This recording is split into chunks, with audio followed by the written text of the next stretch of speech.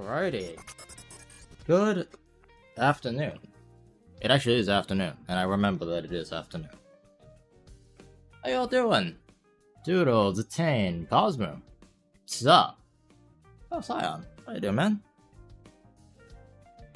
Ooh, the AC is kind of blasted today. I know he sent this a long time ago, so I'm not even sure you guys could read it. Paul V said, "What? Why is if this is clickbait? I'm unsubscribing." I guess you're not unsubscribing then, which is pretty cool. Appreciate that. No, it's not clickbait. Not clickbait. Yeah. What's up, Goat? No, that's right back at you. How you doing? I'm just loading up my stream on my tablet so I can see, make sure it looks good and streams well and all that. I got caffeine! About 100 milligrams. Nothing crazy today. I want to take it a little easy. I need to condition myself a little bit. Which is something that... I hate Samsung and their, like, new update. Is that wrong of me to say? Like, they updated my tablet? Okay, look at this. I'm gonna try not to leak it. Okay, so this is my tablet, right? And before, like with any other phone, where's my phone? I'll show you now. But you know how phones work, right?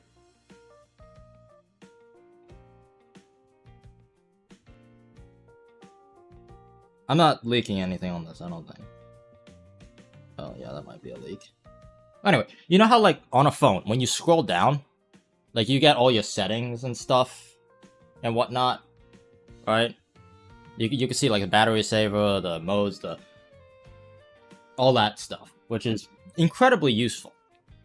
And my tablet used to be able to do that, but now on my tablet, when you scroll down, it's just notifications.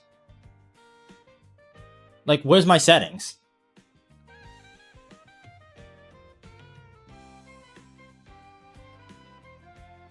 Like, why did they do that?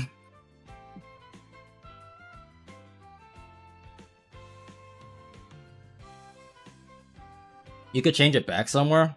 I sure hope you can. Okay, hold up. I need to figure this out, because my tablet's not connected to the internet. Okay, that works for some reason. Wait, whoa, hold up.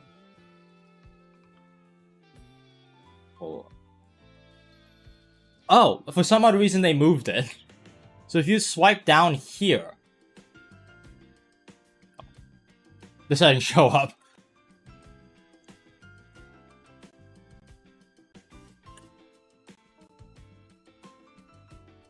That's a dumbass system. That's what that is.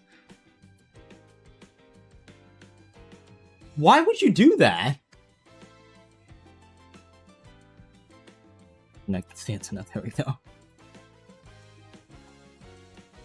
Like, why?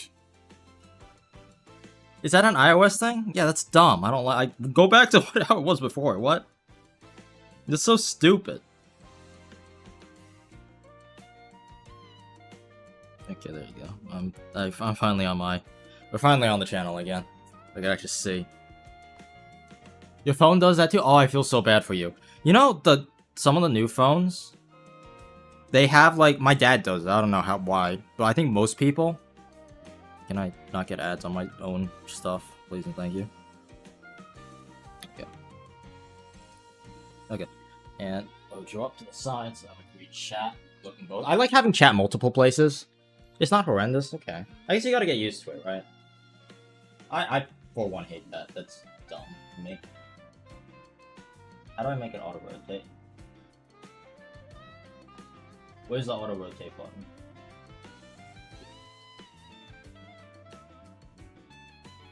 Very unnecessary, yeah. Okay, anyway. Enough of that kerfuffle. I want chat to load here, give me a second. Let's see what you guys are yapping about. I care about what you guys yap about. Yeah, that's dumb. I hate that. I hate that. Oh, for starting line, good luck with your team. Yeah, they're currently cooking right now. I didn't can up because I wanted to stream and I haven't streamed in forever. But they are... Yeah, we're doing well. Doing well.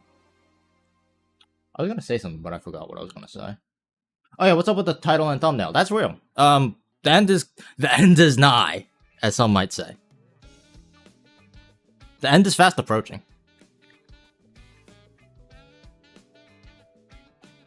I hate Apple next to my phone. Yeah. I like Android too, I just don't like Samsung specifically. Like, the last Samsung phone I had, I installed like an external launcher. Because I just hated how their launcher was. I was talking about my dad. My dad... Okay, so most phones, you know, they got rid of the hamburger buttons at the bottom. So I still have the buttons at the bottom. And I forcefully changed it. I like having... I'm not leaking it, am I? It's just a camera. I like having these physical... Like, not physical, but like these buttons down here, right? I like having buttons, like the go back button. And also in this order specifically. I hate when they put the go back on the left side, or on the right side, on the wrong side. Samsung does that too, I don't know why. I really, it's really Samsung. I just don't like Samsung's UI, like, philosophy. I think it's dumb. Anyway. You can turn that off, and then you can make it so you just swipe. Do you guys know what I'm talking about? I'm gonna sound like an unk with this, but like, I don't understand how people just do like swipe gestures instead of using the 3 buttons at the bottom. That's something that doesn't make sense to me. My dad does it, and it's like, it drives me crazy. Because he can't use my phone because he's so used to that, and I can't use his phone because it's I'm not used to it. Like, I understand it, but I have to stop and think about it. Okay. I think my dad is, when it comes to phones, is a little bit more tech literate than I am. When it comes to computers, I destroy him in terms of like literacy. But when it comes to, and my dad's pretty good with computers, especially for how old he is. But when it comes to phones, no. My brother's the phone guy, not me. I use phones because I have to. I'm definitely like 100% a computer guy. Computers make sense to me. Phones, I know phones are just basically smaller computers, but like they're so much, they feel so much more limited than a computer. A computer, you could basically do anything you want. A phone, you're like limited inside of like what is already available. At least that's how I feel. Anyway, let's address the topic at hand. First up, the title is accurate. It will soon all be over. I am starting to go back to my conditioning. And for those of you guys who do not know, conditioning is basically like when sport athletes need to get back into the swing of like competing and getting back into the habit of practicing, and like athletes, not athletes, but like people who work out, they go through a conditioning phase. I am going to start doing my conditioning phase like in a couple days. Hey, Ark, a bit late to this, but remember when I said I was trying to find a Switch 2? Oh, you got one.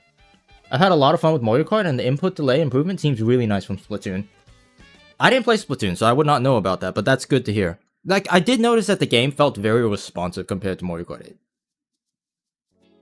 Like, my reference point is Mario Kart 8, and like Mario Kart Wii is way more like touchy than Mario Kart 8, which I like, which is good. It's nowhere near as like touchy as Mario Kart Wii was. Mario Kart Wii was like instant. But it's not too bad. Especially after playing Forza. Forza is like horrific when it comes to like feedback. Yeah. So anyway. I'm starting. What sport are you conditioning for? I'm going back to compete for school. It's not a physical sport. It's I play Valve for my collegiate team. Actually, hold up. Let me show you guys something. You guys might get a kick out of this here. Some of you guys have seen this, by the way.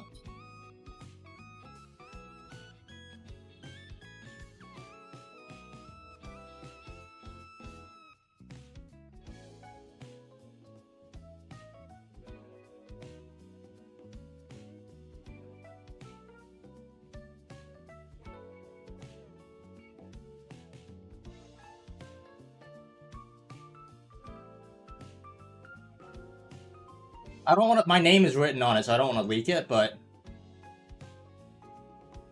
that's my jersey. That's my number.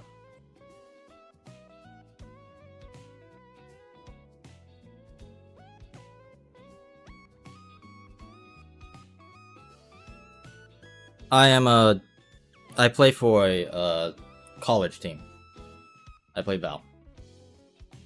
Which is surprising, because I think most of you guys, if you saw me, you would assume that I play Smash Bros. I don't play Smash Bros, I play Val. And part of that conditioning is that I run a lot of the drills on a lot of the practices. So even though we're still a few weeks out before we go back to school, because I'm an officer, because we're currently in the process of like reconstruction and all of that, my semester starts earlier than most people's does. And part of that is like getting back into the swing of like playing Val, getting back into the swing of competing, getting back into the swing of like dealing with bureaucracy and paperwork and all that. That all starts, like for me, like very soon. Because I was having a conversation. There we go. It has to, like, for some odd reason, it doesn't catch itself. Once it starts fading, it like dies permanently, and then it comes back once it has completely died. There is no catching it like once the bitrate starts to dip. I don't know why it's like that. I think it's a computer issue.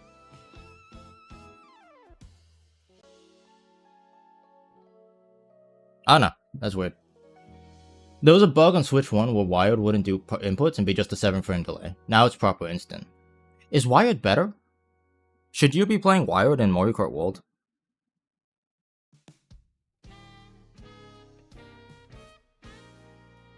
That brings up a good question. Should I be playing Wired in Mario Kart World? That's a YouTube thumbnail and video idea.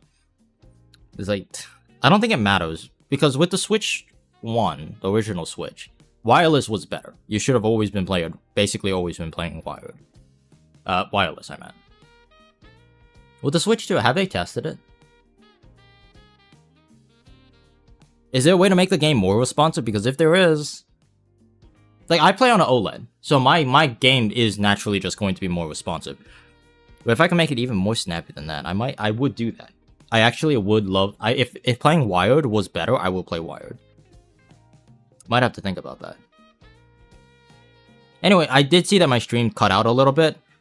What did you guys miss? Oh, Doodles, I'm so sorry. I'm capping out on my behind. What sport are you beginning to condition? I am conditioning for Val, but I'm also conditioning for, track.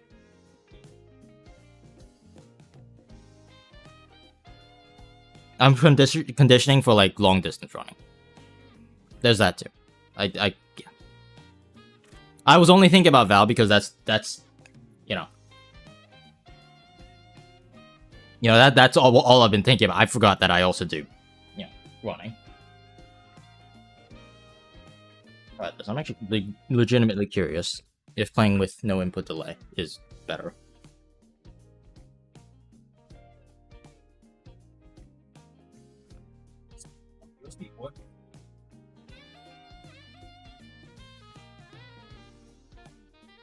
No, there isn't.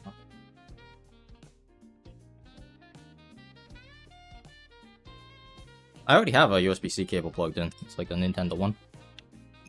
If I do this, will it become more responsive?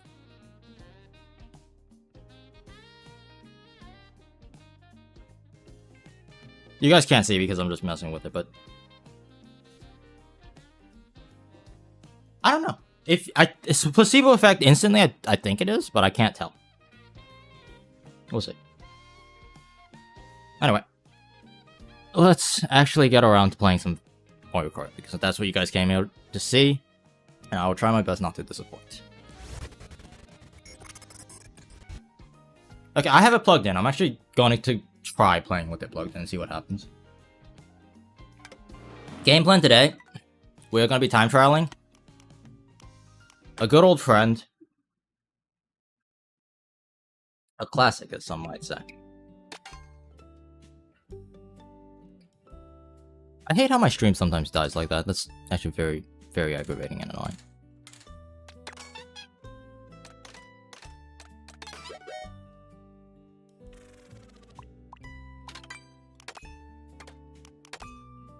I think there's been a lot of improvements to this track. Yeah, too flat, jeez. Is a good time now at 2? Holy! That's spezzy. Wow. Okay. What is a top 10 time? 1, 2, 3, 4, 5, 6, 7, 8. A top 10 time is a 2. Do they do anything different? Output, right? 0.3. It just looks like better driving. First, that's gonna be my first guess. Because the current world record had a few flaws. I love the change of swoop. Good change.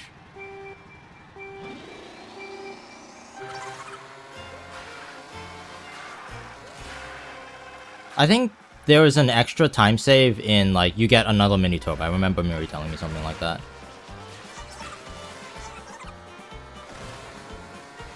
Everything else is probably just good driving. Because 0.3, there's not... It's gotta be a strat. I don't think it's, like, anything crazy. Okay. I'm still probably gonna continue doing low trees. Okay, so that's the adjustment. So you do an extra mini turbo there. And I think you do an extra mini turbo here as well. Like, you don't get a single here. I think you get a double. Yeah. That's gonna be annoying. And then just better line. Okay. Interesting. I don't know how many streams I've got left. Also, if they're playing Swoop, I want to play Swoop. I love Swoop. Yeah. Because within a month, right? That realistically shakes out to like 2 streams and like probably a video. And then I'm done. At least done for the summer. For what it's worth, I did make back the money I got playing on the Switch, so I'm happy about that. So this start is the same. And I also haven't played this track. I haven't played Mario Kart in like a couple days, so I'm gonna be a little rusty. That's okay.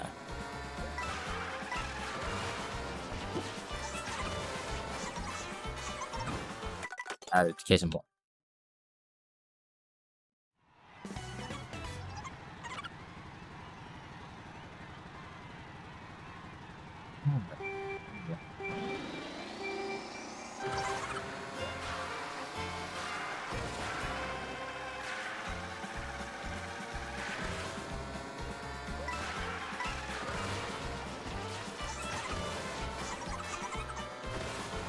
Oh, he does that really. I didn't realize how good he does that.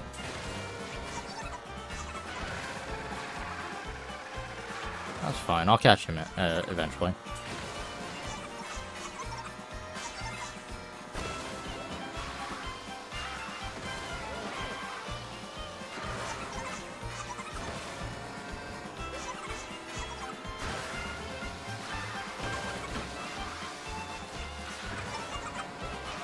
You gotta start this really early if you're gonna get a second one.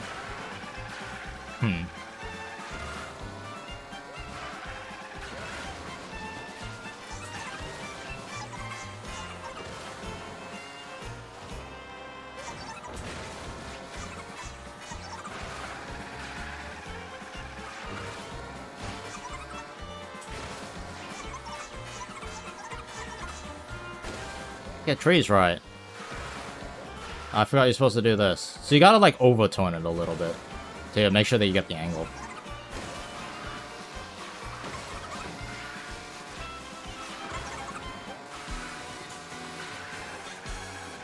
I'm confused about how you get the super mini turbo. I guess I did. That was not a normal mini turbo. Alright. We'll figure it out. It's just optimizations at this point. Like, you get, what, 6 more mini turbos than you otherwise would have, and that's 0.3 save.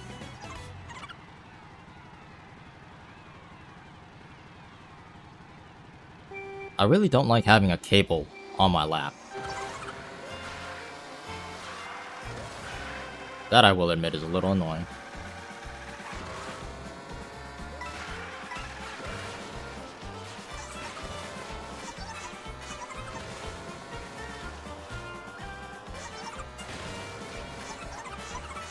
Ugh.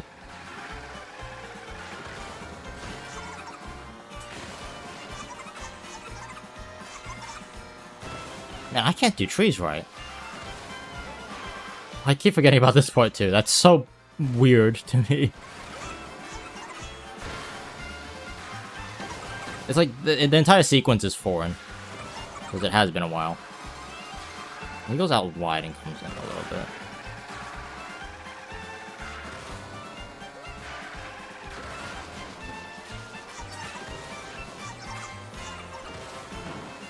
Aw. For what it's worth, if I am able to string everything together, I'm pretty sure it makes it easier to do, or like beat Frosty. Eddie, what's up? How you doing, man? Yo, what's up? I don't know why I do that. I read the message out loud. I like reading messages out loud, and then I respond to the messages. I don't know when or where I picked up that habit. That's weird. Where you alright? Ah, doing alright. Doing alright. Vibing, as some might say.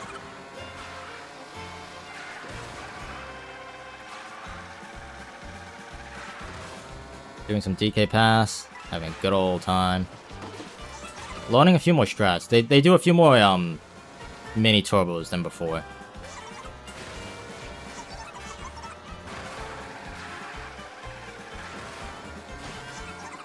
They also do different trees than I do. Okay, finally I got good trees. Like, I don't know what that strat is. That's weird. Caravanning right now. What? That sounds cool.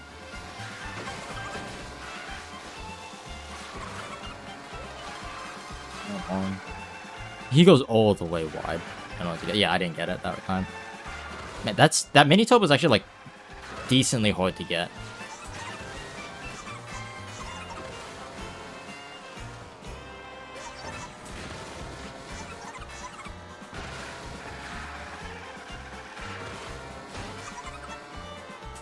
Oh, that's low.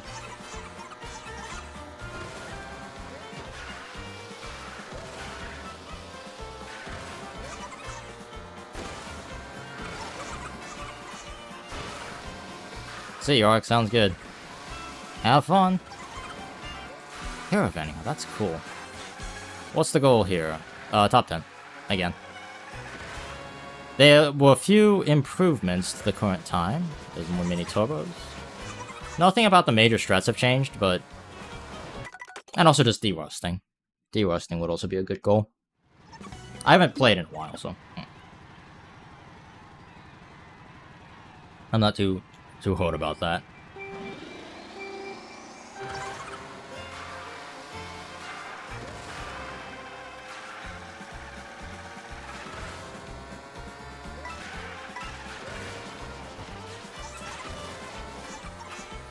Because my current PB is like a 2 or 3.5. So I need to shave 0.5 off of what I was able to do that one time. Which seems doable.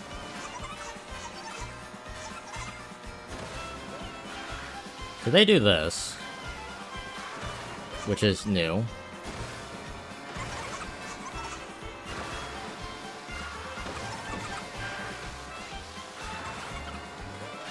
They do this, which is new. And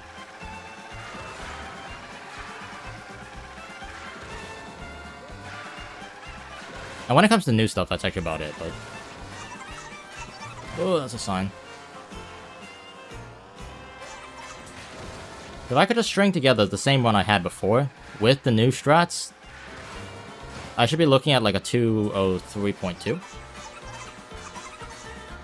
And then just better driving will get me a sub 203. I forgot about this drift.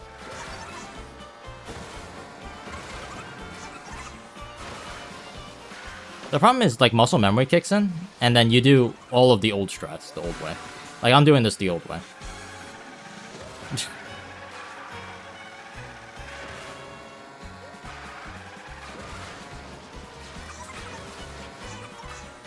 I'm surprised that wasn't a whale. I'm surprised Frosty's... Yeah, I'm fine Frosty. It's all good. All good.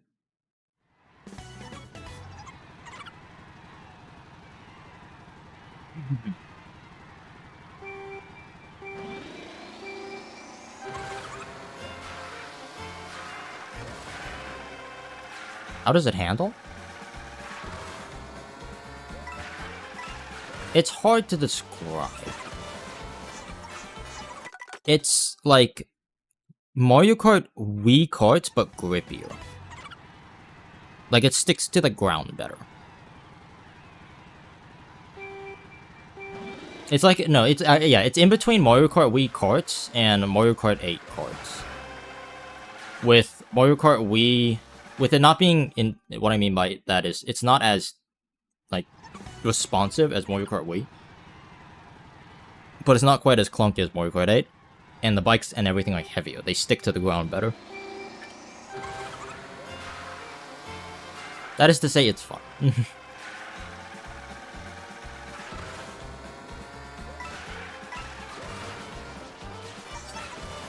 This is low. Oh, I am out of practice. Out of practice.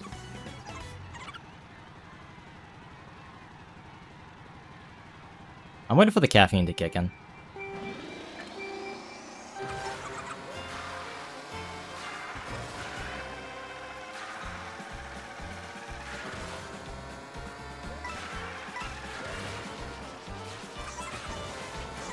That was a good one.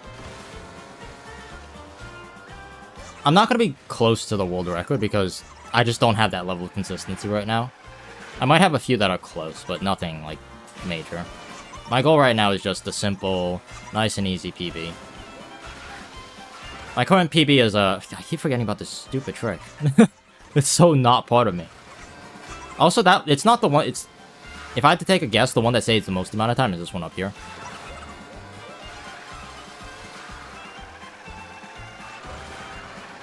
Well, not if I do it like that, but you get the idea.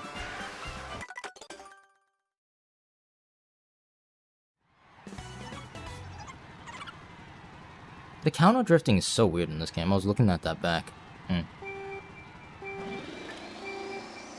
I think just for my own sanity, I'm gonna counter drift that one turn. Just so I could get the mini turbo in like a reasonable manner.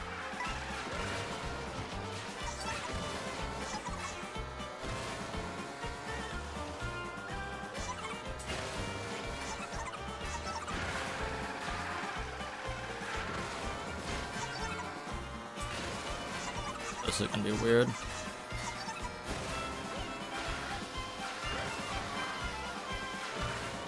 That was good.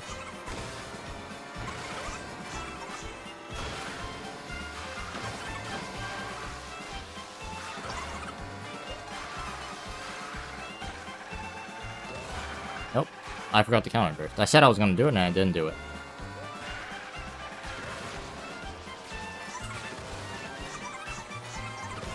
I'm surprised that wasn't a sign.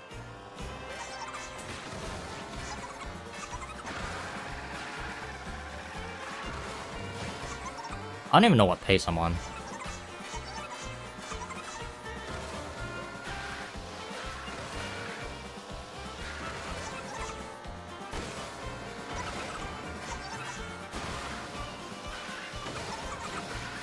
I guess Frosty will let me know, huh?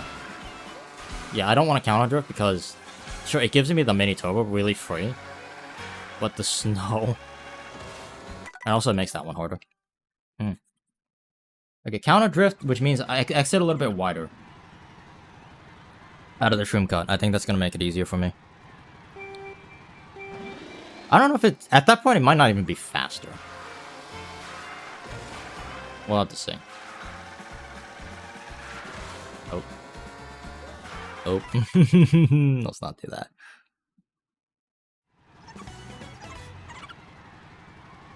Yeah.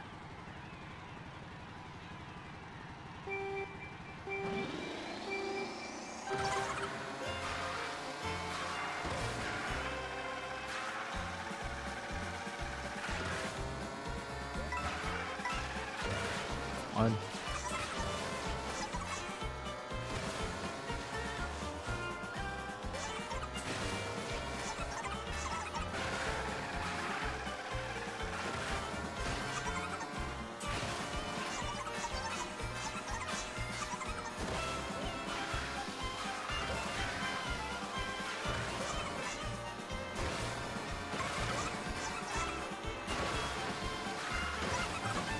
A bit wider.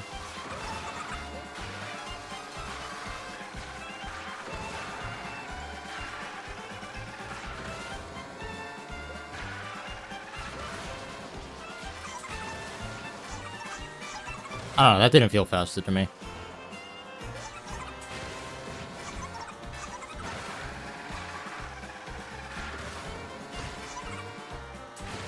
A bit high. Plus, I'm gonna hit a rock. No, I won't.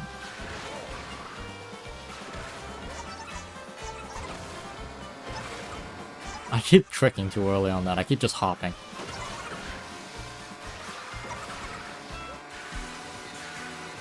That definitely is slower. That second counter drift, because I bleed so much speed when I do that. Okay, let's not do that. You just have to nail it. You just have to get it down, like, correctly.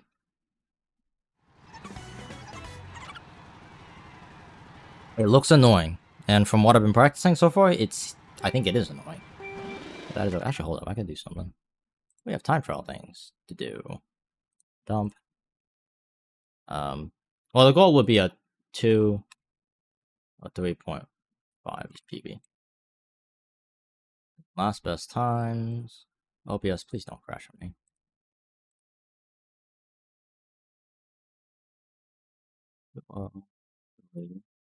I don't remember exactly the details.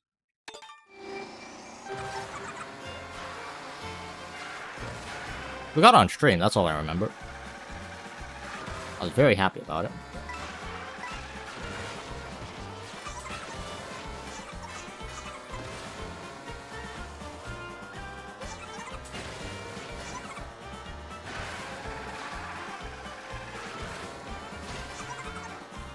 A bit high again. A bit high. I do trees so differently compared to the world record. I like staying low on the trees. I don't know if it's slower or not, though. I would assume it's about the same speed. Oh my gosh.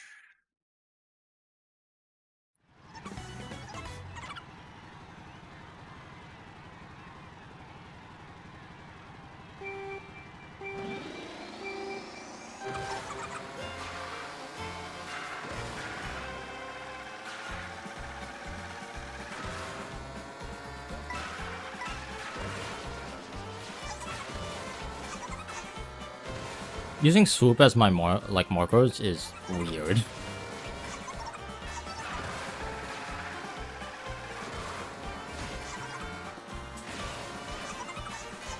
I wasn't holding left, Mike. Let go of my thumbstick. Oh, what the heck was that? Mr. Andrew, how you doing? Hello, been looking for a bit. Oh, that's all good. I'm personally a looker of myself when I watch streams. I think I look more than I chat. I'm not really a chatter kind of guy, so I get that. I think I'm probably gonna go a few runs without. How's your run for top 10 on DK Pass thus far? So far, it's not too bad. I kind of just started. So, how long have I been at this? About 30 minutes. Less than 30 minutes because I was yapping the whole time. 20 minutes. And so far, I made decent progress with the first, like the single extra mini turbo. That doesn't seem too hard to do. It's the super mini turbo at the beginning on lap 2 that I'm struggling with.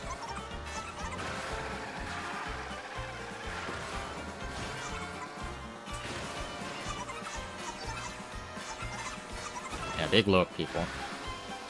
Like, this one makes sense. You just wait a little bit longer. It shoots you out a little bit further out of the snow. And then you just get a really easy extra trick.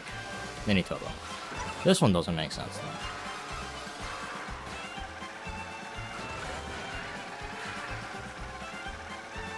Yeah, like, what the heck? Like, what? Okay.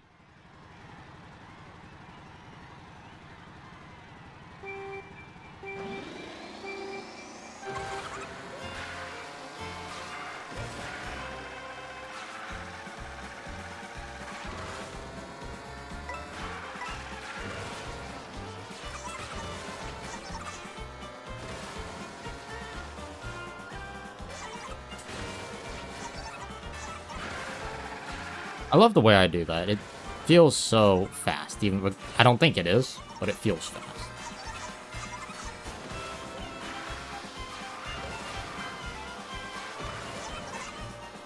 It definitely is an alignment thing, I agree. World record also goes insanely wide to get it. Does this, and then he starts like here.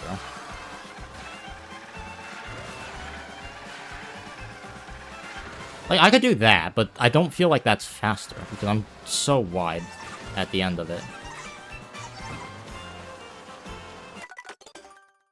Didn't expect to bump that. It's annoying.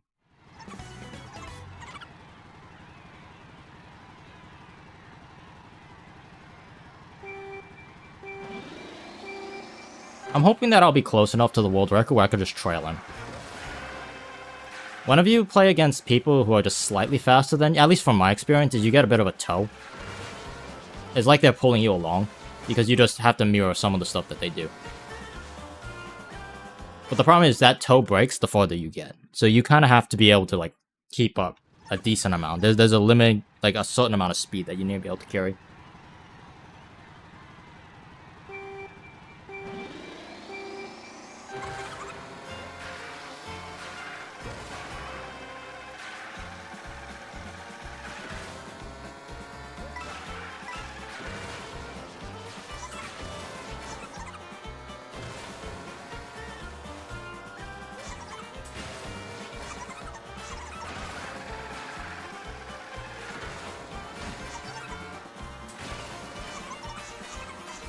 Was wrong side of the tree.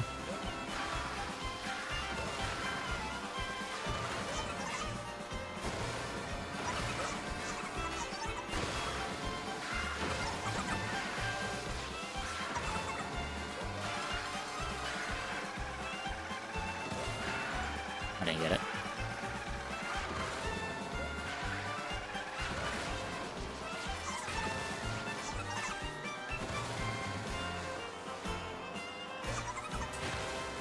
Oh, I'm so high on this one. What the fudge?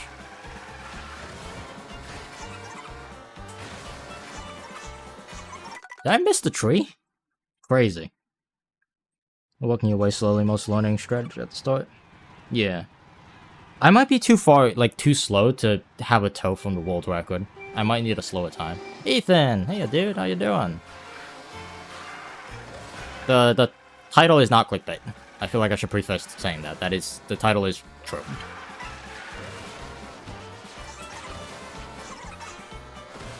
Ah! Yeah. I'm beginning to think I might need a slower ghost.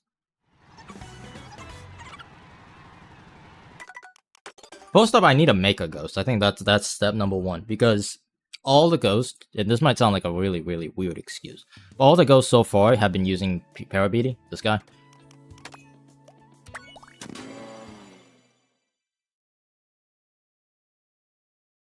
Yeah. Yeah. Start of a new term. Got school to go back to deal with. I mean, I knew that I was only gonna play Mario Kart for a semester. Not a semester, for the summer. I've been converted to the one-trick method instead of the two-trick method there. That was so low. What the hell? A little too low. I've never done that before. Maybe it's because of the falling trick. I don't know. Understandable.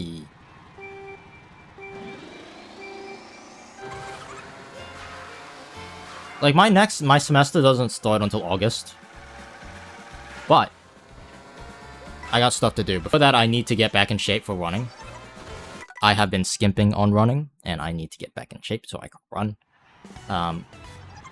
Because I plan to try out for the track team next semester. And of course, I just got esports stuff to do.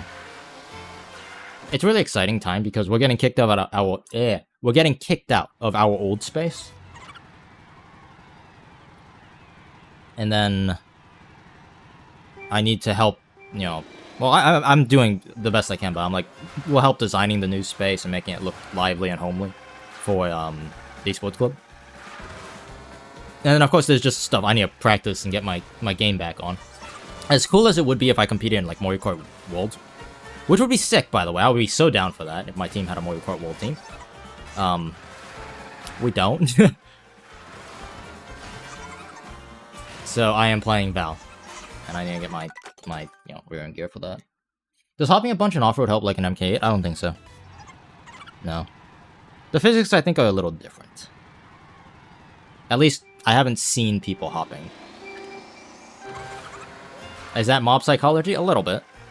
Does that mean it's not fast? I don't know. I do not know. I forgot how narcotic my ghost is on lap 1. Like, it has a flying start. And then it, like, slows down as you go.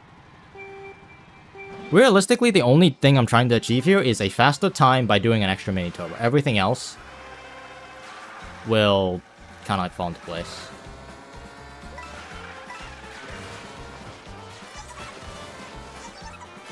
Oh, I need another trick there. That's annoying. I had a more shallow angle than my previous ghost did. Which sucks.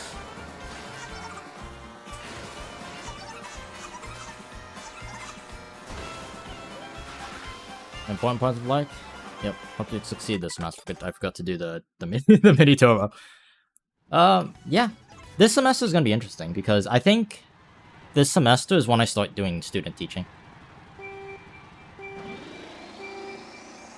So I'm going to be like, I have to get all my clearances done, which I think I already did. I'm actually going to be like helping out making lessons plans and being in the classroom. All of that fun stuff.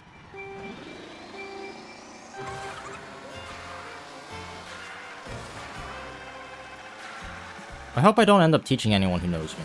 That could be awkward. Elementary kids don't watch Mario Kart World content, do they? Do they? Hope not. Oh my gosh, I'm high.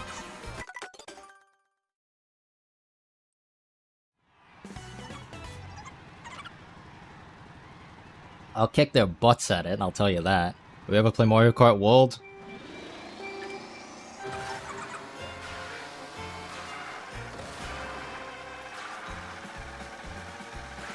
Don't matter if you're a kid. Don't matter.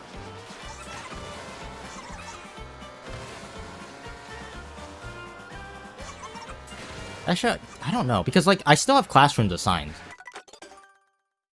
So I don't know how that works. I guess I'll figure it out when I go there.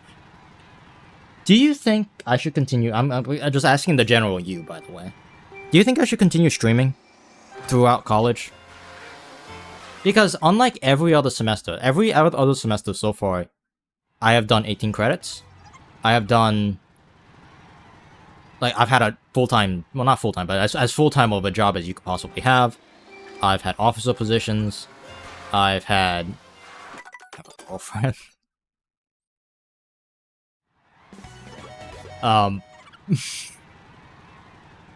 You know. Busy.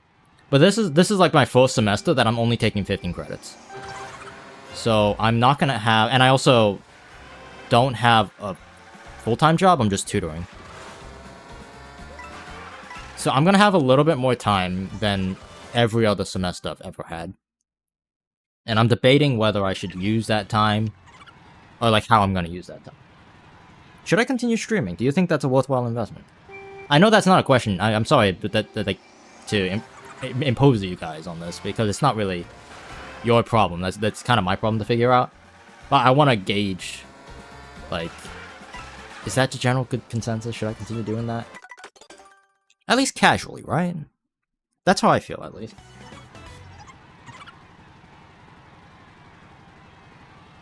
I feel bad though because I will be streaming Val, not Mario Kart.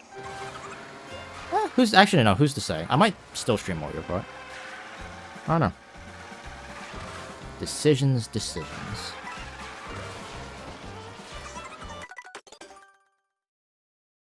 Especially for fun, yeah. I just don't want to waste my time. That's really what I am, like, thinking about. It's not that I think streaming is a waste of time. It's not. Especially not for me. Because these are things that I'm practicing anyway. Open stream and see you fail in the strat. Listen. Listen. There's no listening. I'm not great right now. I forgot this thermo doesn't let hot air in. I was like, I kept that in the refrigerator for a while. I thought it'd be cold. It's lukewarm water. Okay, I have consumed all 100 milligrams of caffeine. I actually put a little bit more, so I drank like 120 milligrams of caffeine. So it should kick in soon. Bonk.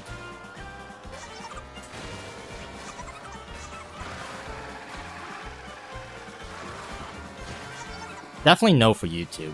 Like, videos are gonna slow down. They already kind of are. I'm not sure. You could look at my channel. My schedule has, diminished, to say the least. I went from uploading like 3 times a week to 2 times a week. Now I'm uploading like once a week. And pretty soon that's gonna fizzle out.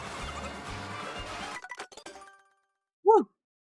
Gosh, my ghost is fast. I forgot, like, a 3.5 is still quick. A NIST shortcut for Mario Bros. Circuit. I think I've seen the NIST one. As well as the new cut for BC. Are you talking about, like, the wall ride? Into, like, the sign on BC? Because if the answer is yes, then I've seen both of them. I have not attempted both of them. I think the Bowser's Castle one, I saw it once. I'm like, oh, that doesn't look that hard. I went and tried to do it, like, once. And I'm like, that's hard. And then I stopped trying.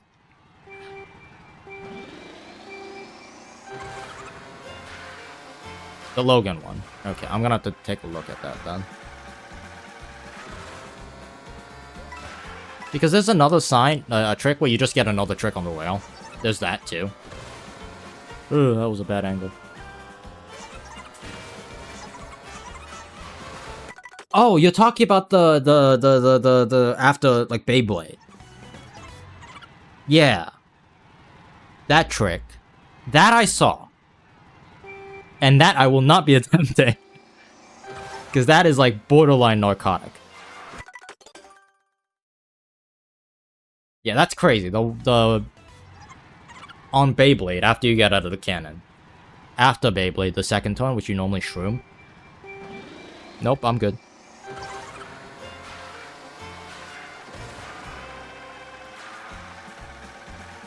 Listen, I don't have that much time. I have about 500 hours. Wait, no, I'm not there yet.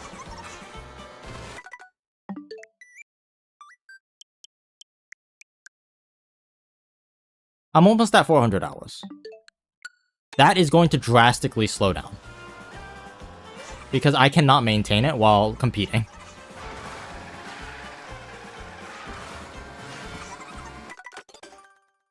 Like, I would need to, like, triple my time in order to be, like, consistent enough to go for stuff like that. Because even the simple stuff, I'm messing up. So there's no way I'm going... I'm ready to go for the, like, complex stuff. People really don't, like, think about just how important it is to, like, maintain. Like, I took a few days off, and I'm, like, garbage at the game. Maintenance is, like, so important when it comes to, like, competing.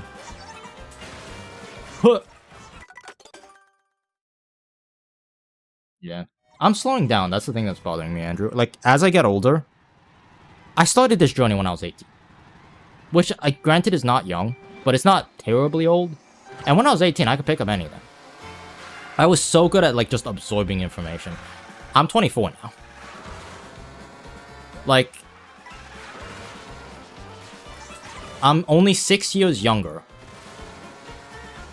than the certified old head of YouTube, Nintendo Gaming, Ludwig. Aiden's gonna kill me for that, saying that. Actually, no, Aiden wouldn't care. Ludwig might, but he also doesn't know who I am, so that's fine.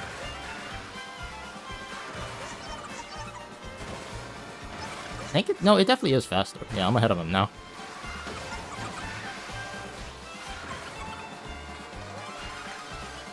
Yeah, when I was 18, I was like a sponge. I also made so many mistakes because I was, like, incredibly sheltered as a kid. Like, human etiquette, dealing with other people, I was atrocious at.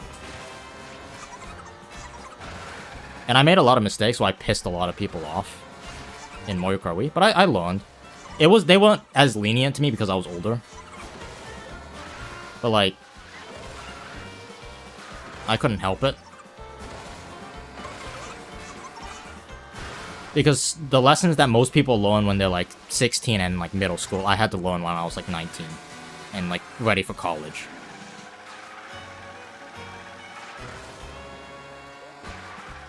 Yeah. I'm actually having a little bit of friction with my friends because of that. Because even though I'm older than all of my friends by a couple years, my mental maturity is much lower than it should be. It's okay, mental maturity is the wrong word. It's etiquette, like peer-to-peer etiquette. Like dealing with people. People etiquette. My people etiquette is down from where it should be.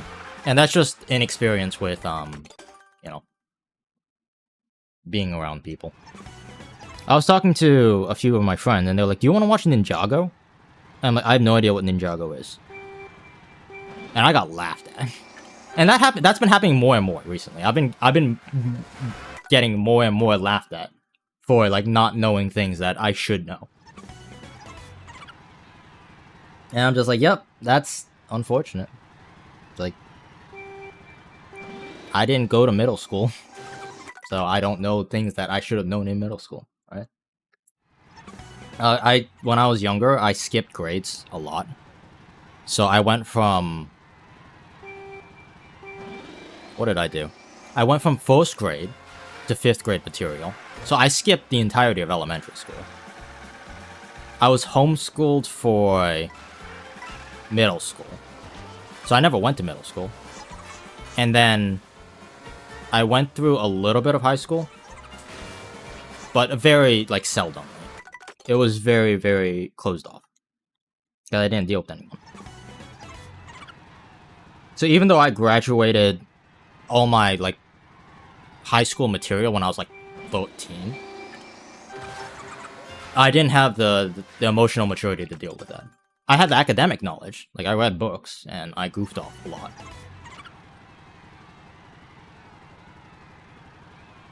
Academically, I was solid. But in every aspect of my life, I wasn't. Which is why I think it frustrates me whenever we deal with things relating to, like, academia in my friend group. They're like, "Oh, what is the acronym for, or ATP stand for?" I'm like, if you asked me this when I was, like, 16, I would have known.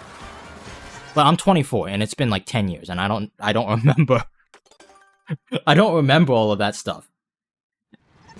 And, like, I think that's part of why I'm, like, getting laughed at a lot in my friend group a lot recently. Because the age gap is beginning to get farther and farther, and things that they've learned when they were 18, I learned when I was, like, 12. And when I was 12, that was 12 years ago. Sorry if I'm, like, ranting. It's just, I find these kind of things interesting to think about.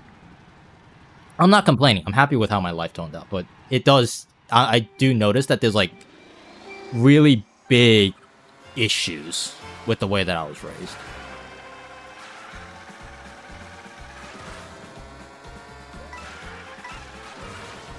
I think that's also part of, like, why I want to be an elementary teacher. Because on top of, like, the fact that I know I like learning, because learning's fun, and I had a good experience from learning, I also am, like, low-key kind of missing what I missed. Like, I'm curious what I missed in elementary and middle school. That's at least the reason I told all my professors why I'm interested in becoming an elementary teacher. The real reason is I want to get like, an education doctorate.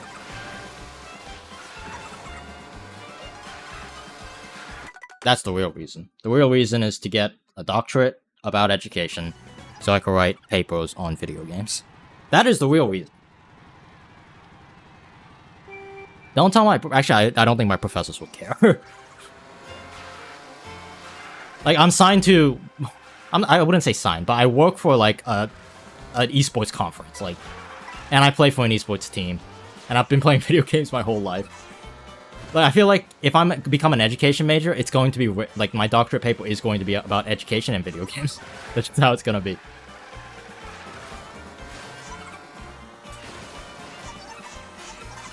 Oh my gosh, I'm cooking that.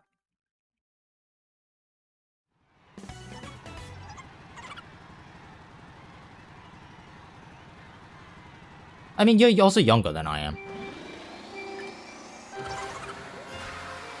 Like, I have this system whenever I see my younger brother. My younger brother is 2 years younger than me, so he's not, like, a baby, but...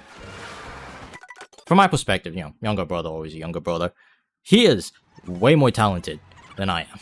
I look at him and I'm like, if I had the ambition and was where you are when I was your age, man, think of the possibilities.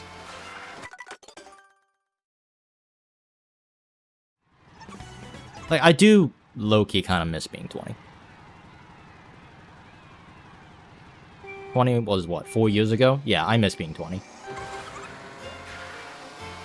I won't go back to it. Like, if someone gave me a time machine, it's like, hey, if you want to go back in time and become 20 again, would you? I'm like, no.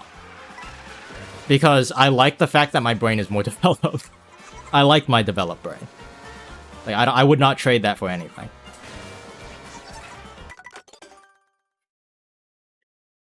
But there are parts of me that's like, man, when you're 20, you're allowed to make mistakes. That's, to some degree, you're not, there are some mistakes you cannot make, but yeah, when you're 20 years old. But when you're 20, it's like, you can make a lot of mistakes.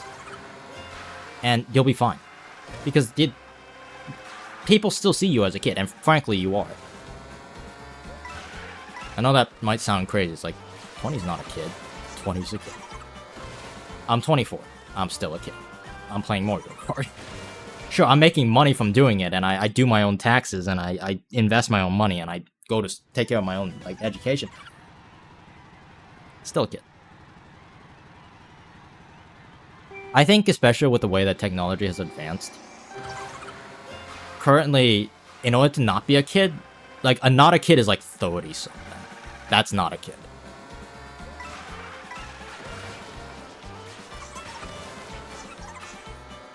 Because you could be 25, you could be a very mature, like, 20-year-old. Right? But I think that breaking point comes around, like, age, like, 27, 28. Like, when you are, like, guaranteed, you are out of college and you have, like, a few years of experience working in the field under your belt. That's when you no longer become a kid. And me being a late bloomer, I think that's going to come a little bit later. Because I graduate, what? I graduate when I turn 25. No. Yeah, no, that's correct. Yeah, I graduate, and then my birthday comes, and then I turn 26. I'm a May person. I'm born in May. So my graduation will come before my 26th birthday. Assuming all goes well. You never know.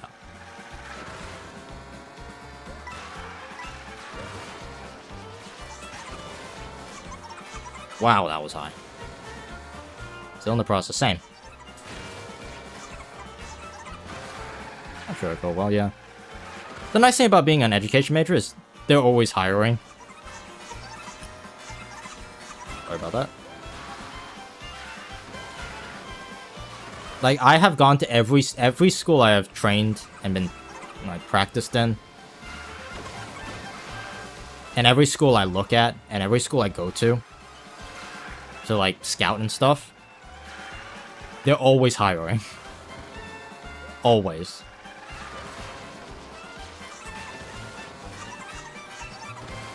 Now, granted, I want to be a STEM teacher, not a homeroom teacher, but, you know. Same difference.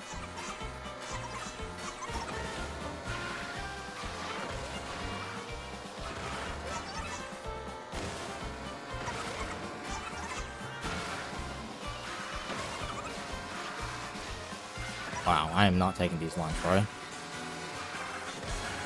You know what's crazy? Like, I still catch this ghost. My lap 3 is not good.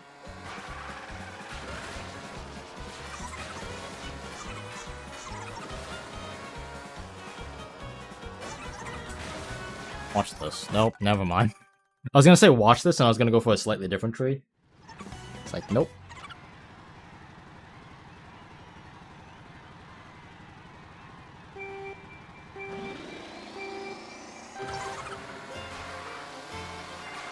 Look once more. It's quite the honor speaking with you. Okay. I like the way you talk. Best of luck to the beginning of the semester. Thank you. Your DT runs. Appreciate it. Again, I still got like a month to go. But for me, it starts sooner. Good pleasure, yeah. It was nice chatting with you. I appreciate it. I think that sometimes I forget like how young my audience is, which I don't mind. I don't have a problem with that. But I also realize like sometimes I don't have a lot of people who's my age to talk to, because most people my age are working already, and I'm still in college. I technically do work, but you know, I work as a college student. Isn't your community age average like 20? Yeah, college people. Mm-hmm. And also, it's a bit younger than that. It's like, I think the last time... Actually, that's a fantastic question. Why don't we take a look? Why don't we take a look at this? Hold up. You bring up an interesting point. Let me see my analytics. Where do I check my analytics? What are I looking at? See this. Analytics. Put in your bets now. How old do you think my average audience is? My age-wise is? Because I know my dad watches this, and he's like 500. He didn't hear that. Let me see. Ooh, okay. Does it give me like a... Actually, you know what? Let's do the easy one. What do you think the ratio of male to female viewers is?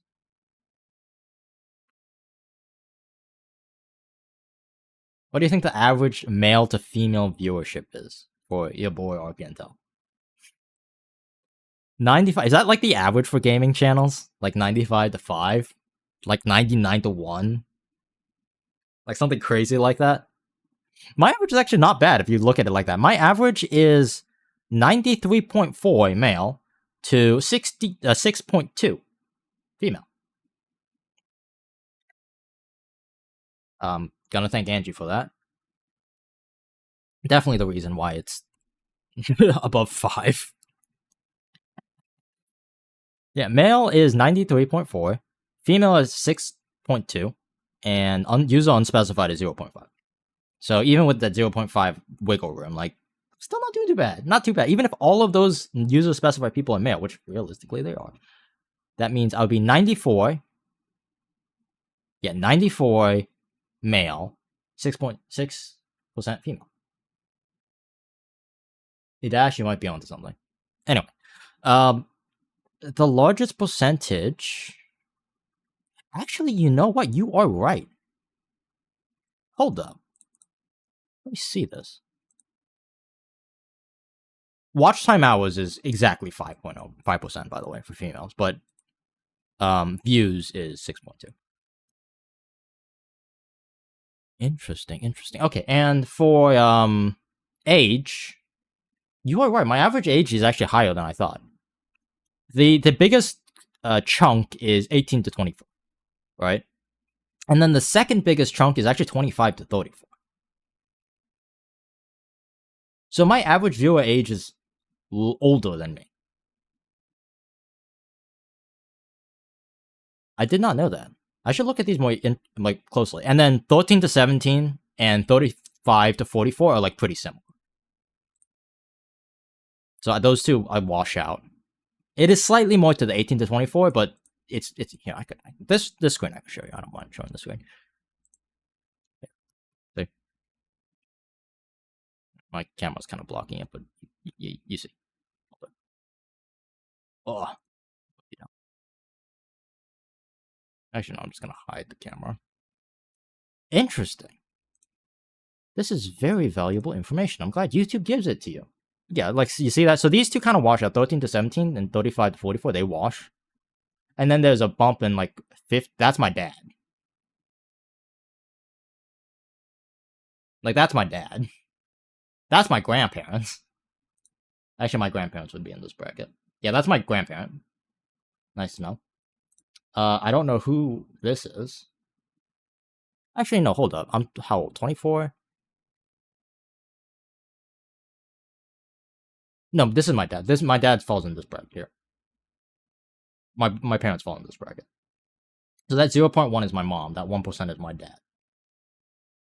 Cool. I don't know who this is then. Yeah, no, I don't know. Huh. It's probably like, my guess is it's some kid's parents' account.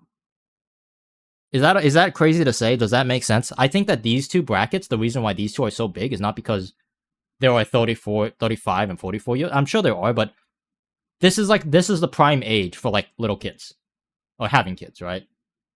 What is the average? Hold on, I'm looking this up. What is the average age to have a baby in the world? You know. Okay, so you get a baby. Hear me out. Hear me out. You get a baby when you're 27 to 30, like here, and then the kid grows up, and then he uses his parents' account to watch YouTube when they're like 5 to 12, 14, and then they're old enough to buy their own, make their own account. Is the logic logicking?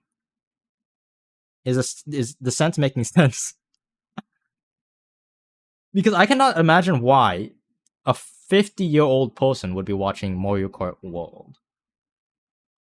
That those numbers, it just, to me, it screams that it's a child using the parent's account. Like, there's no way, because that's like the same age as, like, same. If you graph this out, this bracket would be here, kind of. This bracket would actually dip, so it'd be like this bracket here, because kids are watching Mario Kart World, not adults. So this is kind of skewed. So I'm actually going to cancel these out. So I'm just going to look at these 3 data points here, and based off these 3 data points, my average is like here, which is like, I would say 23, 24 years old, which is my age. How many people can say that? How many people can say that their viewer average, like, age is their own age? That's kind of cool. How did I turn this off? There you go. Yeah, it came back on. That's pretty nifty. I do vibe with that. I do like that. Anyway, back to this. Because I'm looking at that I'm looking at those data points, and I'm like, there's no way my 3rd biggest audience is like 40, 50-year-olds.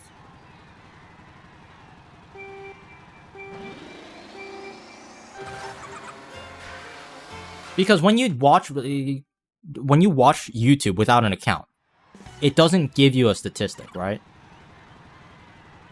Probably gotten it more accurate. Parents' digital literacy has increased, but there's still going to be a lot of kids lying. Yeah, I agree.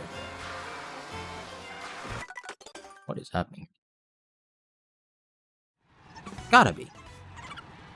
Because I remember doing the same thing as a kid, right? When I was a little kid, I used my parents' Google account to watch TWD98 shortcut videos. And then my mom went through her history and saw it, and we got caught, and we got punished. Yeah, good times. Good times. I remember my mom's old, like... I remember the brand, too, of the laptop. Get this. It was a... This is the one curse word of the hour. I'm allowed to curse once an hour. It was my mom's crappy compact Presaria. I bet you guys have never even heard of that brand before. Any of you guys know Compact? Compact Presaria. I remember the name of the laptop. It was Compact Presaria. It was black. It was... I think it was a 13-inch. It had like 2 gigabytes of RAM. It ran Windows 7. And it was a brick. You could kill someone with it. It was compact spelled with a Q, by the way, I'm pretty sure. Compact. I think that the ending was a Q. Yeah, Compact Presario. That thing sucked.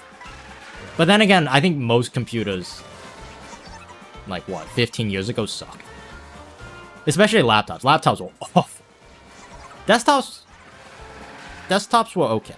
They lasted longer than laptops, for sure.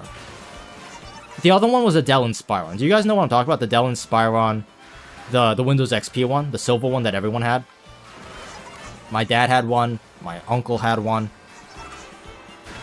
That thing was a brick. I remember my brother hacking it so that it could play emulator games. That thing was so bad.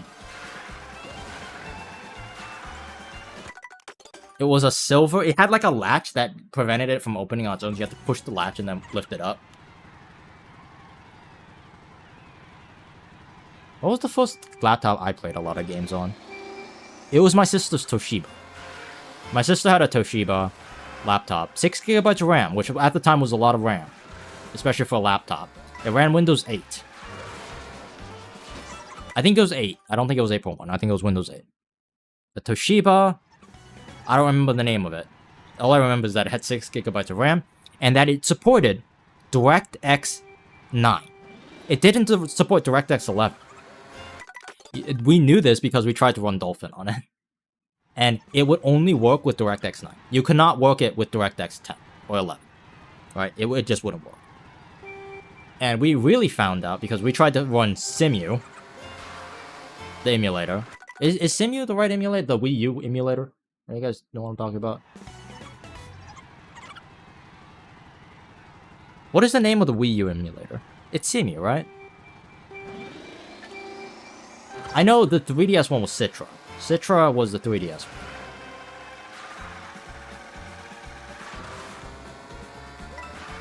I think it was Simu. Simu? Okay. Oh, that's my brother, by the way. So we've been in this together. He knows exactly what I'm talking about. And we could not get Simu to run. Because the computer did not support DirectX. I think it was DirectX 10 or 11. I don't remember. And then we tried to upgrade it to Windows 10. Because we were like, ooh, Windows 10 forces DirectX 12 compatibility. Or at least that's its whole thing. DirectX 10, no, Windows 10 is all about that. Oh yeah, the OpenGL requirements as well. Like, I remember fighting against these. I remember, like, we were trying to get laptops that had DirectX or OpenGL, like, 4.0. I remember that was the big one, OpenGL 4.0. That was the time to be alive.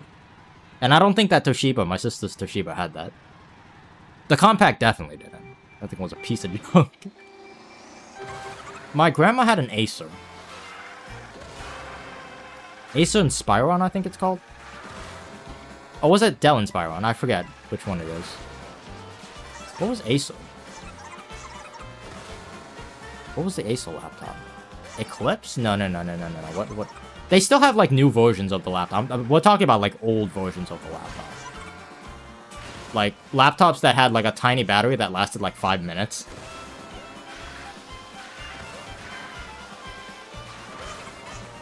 And weighed, like, 10 pounds.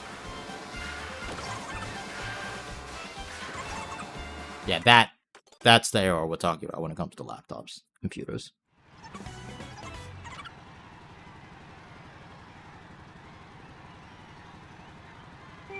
Good old times.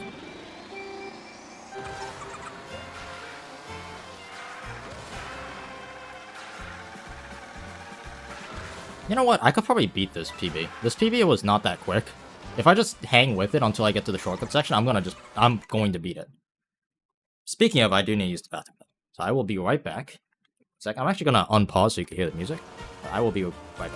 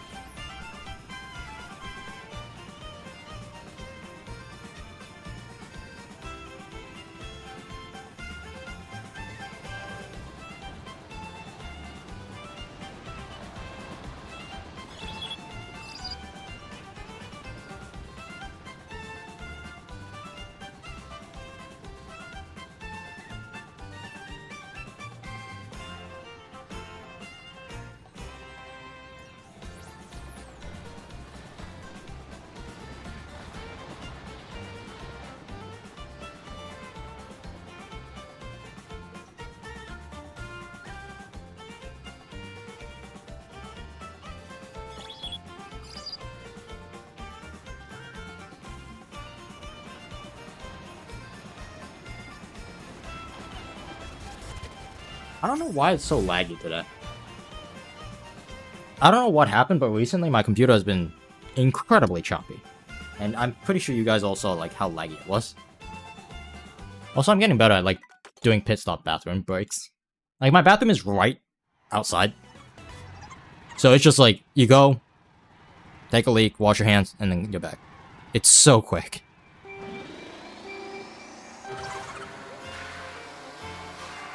Need some cleaning? Maybe. I updated the drivers recently. And I thought that was it, but no, it's been choppy. I was playing Black Ops 2. Black Ops 3, my bad. With some friends, I was playing zombies.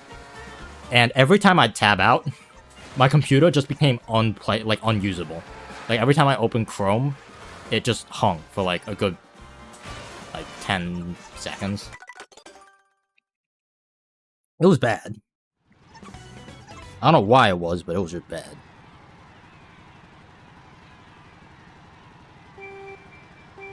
I think it also might be that my GPU is getting old. I currently have a 2070 Super, which, for what I do, is good enough. Like, I don't see a point in upgrading that. Could be due to age, yeah. I do need to clean out my computer, to be fair.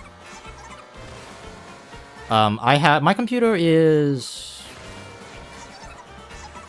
It's not new, but it's not ancient. It's like, when did I put it together? I put it together like 5 years ago. No. I put it together. When did Ryzen 5th gen come out? Not 5th gen, that's a horrible question to ask. When did Ryzen 6th gen come out? Because I have Ryzen 5th gen, which is, their 4th archetype? I forget what it's called. AM4, that's what it's called. It's AM4 machine. And I remember buying it because I didn't know much about AMD at the time. I just knew it was better. And I wanted a Ryzen. So the best bang for the buck was I went with a Ryzen 5 5600X. No. I went with a Ryzen 7 5700X. And then I gave that to my brother, and now I'm using a Ryzen 9 5900X. There you go. Got it. So I'm running a Ryzen 9 5900X. 32 gigabytes of DDR4 RAM at 3200 megahertz. I am running 2070 Super. And then all the drives I can cram in. I have like a lot of drives connected to it. What else? Yeah, it's not a bad machine. I have a Kraken in it. It's well cooled. It does get dusty, and I do need to clean it every now and then, but it's not bad. Which is why I was confused why I was lagging so bad, because it should be able to handle like 120 Hz gaming on any game that you throw at it. Like, it runs Val at like 360 Hz, which is enough to sometimes saturate my OLED monitor. I have a lot of expensive gear, and I think it all comes from playing Val. Like, if I was playing Mario Kart, I would not spend more than like a couple $100 on a monitor. But because I play Val, I bought an OLED. I want an OLED, I want a 360 Hz panel. I'm like, you might as well get the best of the best. Because you compete. Okay.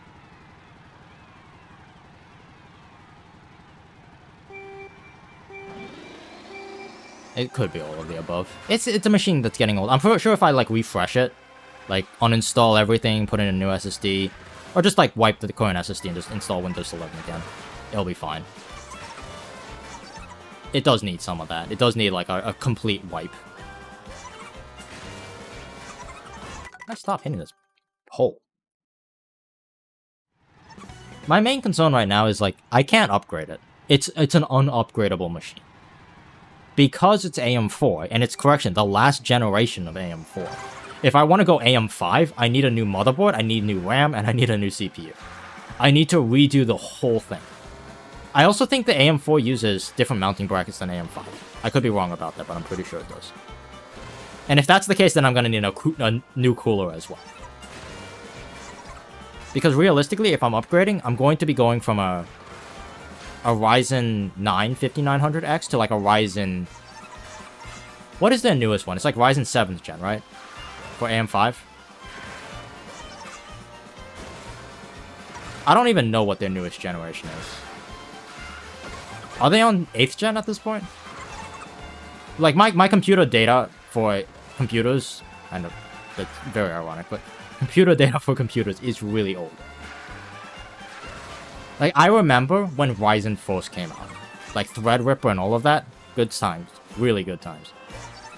Heck, I remember when I remember when Intel Coffee Lake was a thing. 5th generation. I don't even know if Intel Coffee Lake is 5th gen. What is Coffee Lake? I used to know all of these things. It's Kaby Lake, Coffee Lake, like different generations. I remember when the i5 only had two cores. Mardex, hello. Hey, how you doing, man?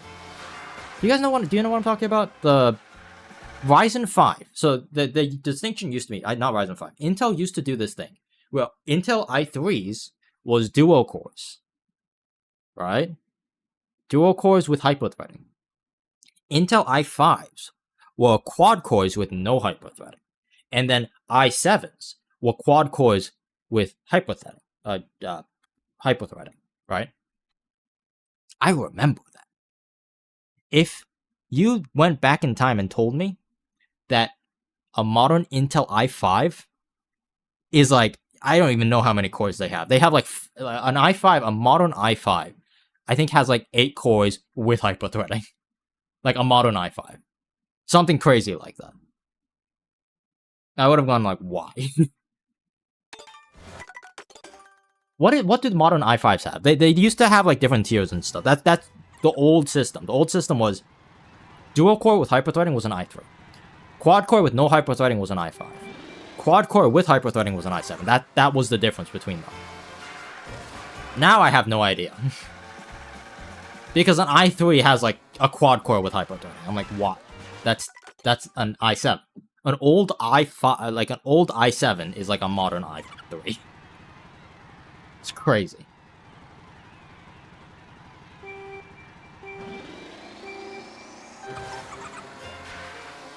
Yeah. To be fair, an upgrade would not be that big of an issue because the prices, yeah, you're right, CPUs are not that expensive. And my upgrade would require me to go DDR. It really will be the motherboard that's expensive. It'll be a couple $100 for the motherboard, maybe $300-400 for the CPU, and then new RAM sticks, which will be like $50. Right? DDR5. The tech is teching. I agree. Yes, sir. Character change. Yeah, the world record switched to Swoop, and I like Swoop better than Pura Beauty, so we're playing Swoop. They are identical, stat-wise.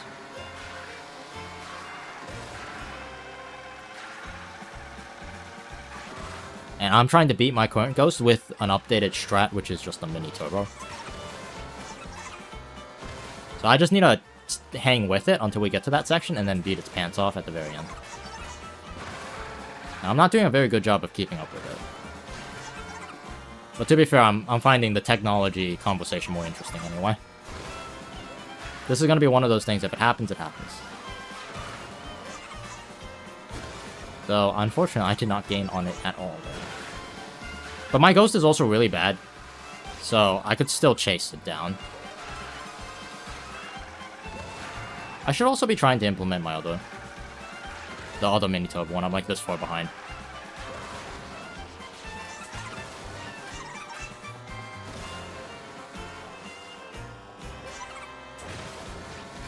Oh, that was not good. Ugh. Yeah. We're talking about computers, by the way, in case you were. For me to look. Sounds good. Yeah, we're just talking about like what it would take to upgrade my computer. Because my computer was like, it is laggy. Like, I'm gonna show you. Watch the transition. It's supposed to like play and then transition and then come off, and you're not supposed to be able to see anything in between. But watch this. Like, that's not okay. Look at that. Like, what the heck?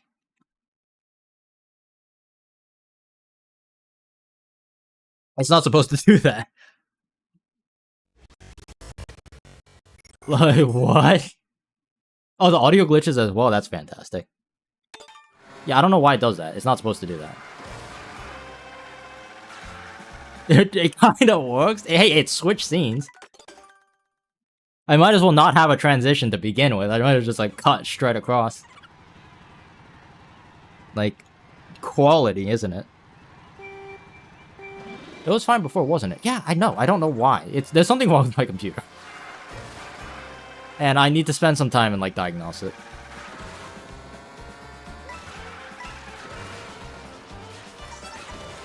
Why'd I say it like that? Diagnose it?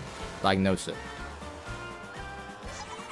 Sometimes I say things incorrectly and I just, like, roll with it. Because I'm like, I spend too much energy thinking about it. I'm like, why'd I say it like that? Yeah, I think when I first started the stream, it was fine. And now it's awful. And I don't know why. I blame OBS. OBS had an update, like, and my graphics card had an update.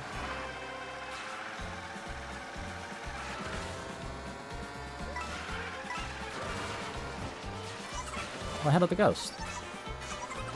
Hey, I'm really ahead of the ghost. I'm no longer ahead of the ghost. I don't know why I keep going so aggressive with that. I don't have to. Like, you don't have to go that aggressive on the curb wall. I'm doing it just purely out of vanity. It's not even faster. It just looks cool and it feels smooth when you get it low.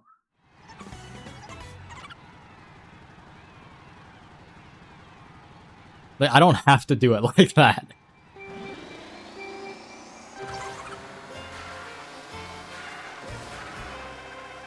Alright. Lock-in time. All I need is one good lock-in. I got this.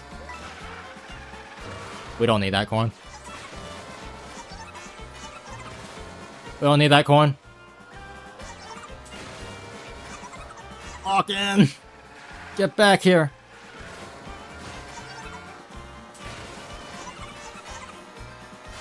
Oh, that was bad. That was bad trees. I don't like that. Thanks for allowing me to use rebalance. No problem. Yeah. That's what it was designed to do. It's like, it's Rebalanced and at its core is an unfinished project.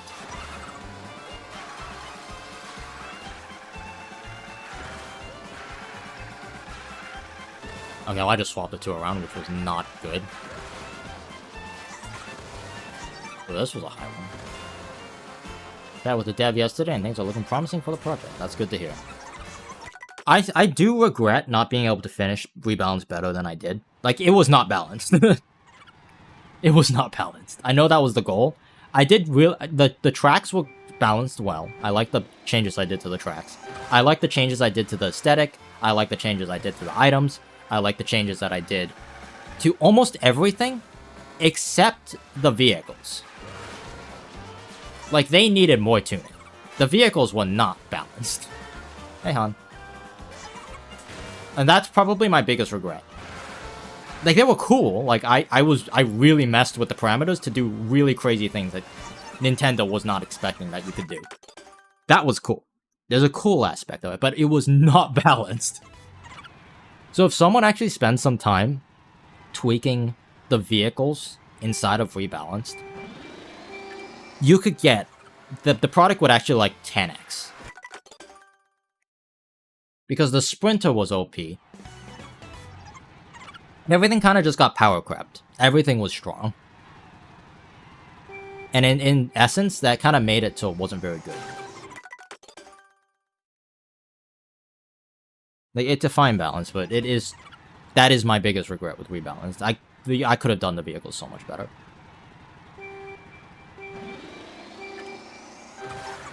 Like, if Rebalanced had vehicle balancing like this game...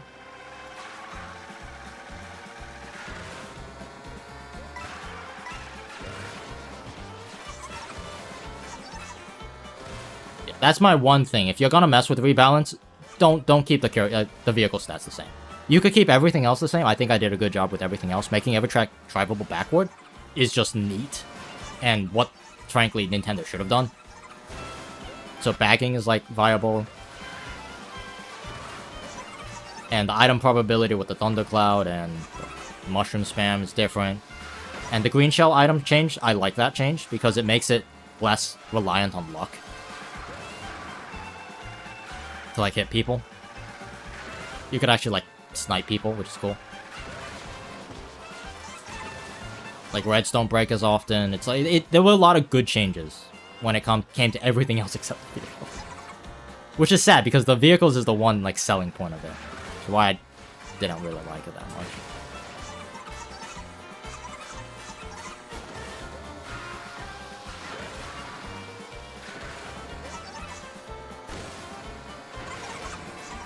I'm actually gaining on my ghost slowly. Oh, not with that. Let's see if I can catch it with this strat.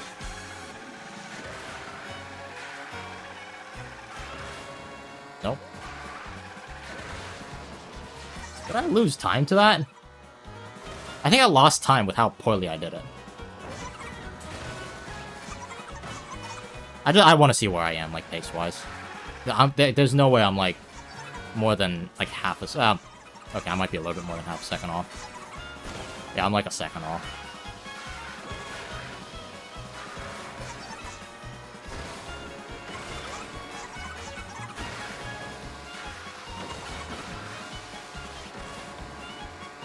A little bit more than a second off.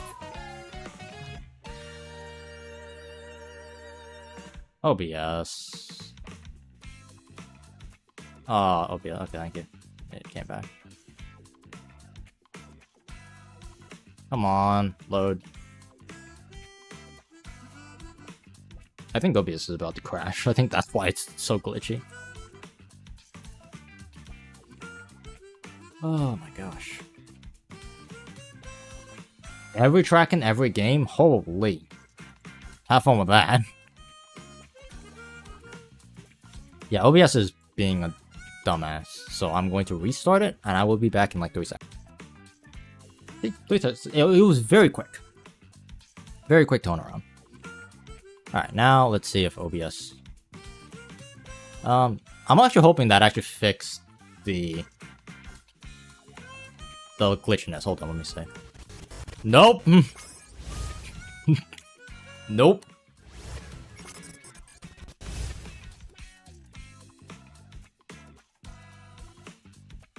Oh, that's the second transition was fine when it went back. That was not too bad. It was everything else. Okay. Let's run that back.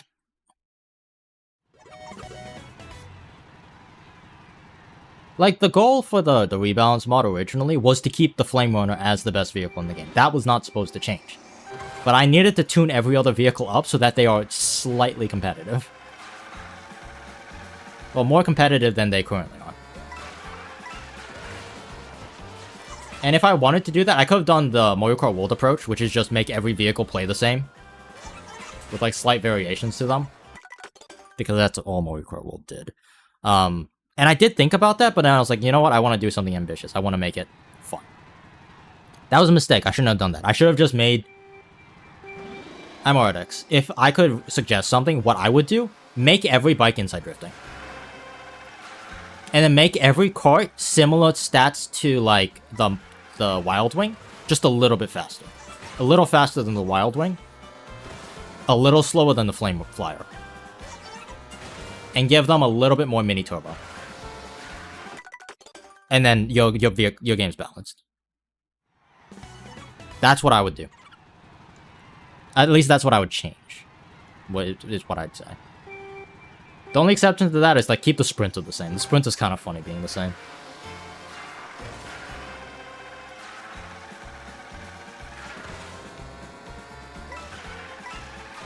Because if every vehicle is basically just the Flame Runner... And if you're gonna make a bike, like outside drift, which I guess you could keep a few of them like that, make them closer to, like, make them have really good mini turbos.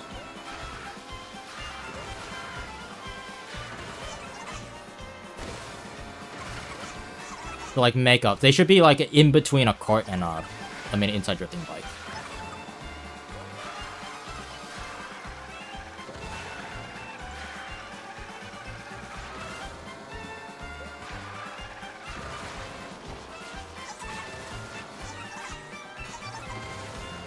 Imagine if I did that. I just hopped on Rebalance one last time just to make one final update. Because knowing what I know now, especially with how successful, like, World was able to balance the game, that's what I would do. Wow, I hit that wall hard.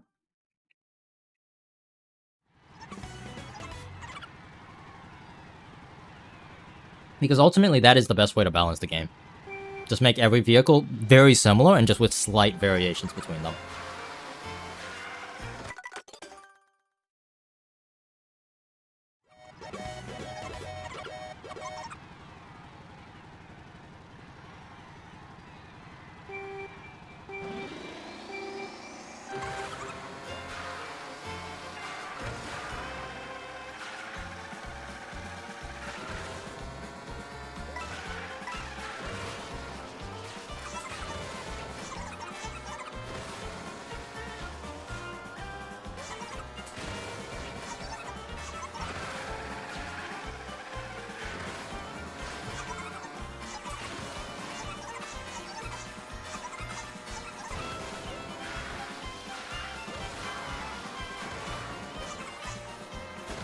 Am I supposed to use the mini turbo to jump off the ramp?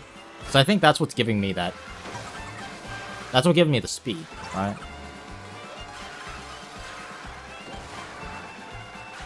I forgot how good my... I keep saying this. I forgot how, like, decent my ghost is. Like, it's not world record. Like, there's flaws, as you could see. But it's really not bad.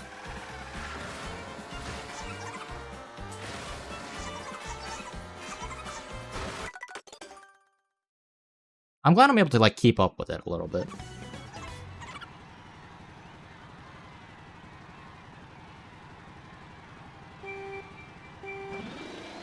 We back, yes sir.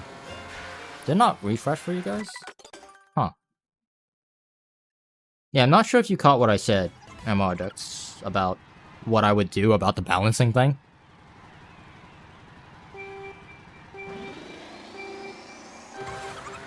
I was kind of like a mad scientist going wild with different vehicles.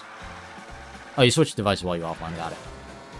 Did not catch it. I basically said, I would keep everything about rebalance the same, except the way that I balance vehicles.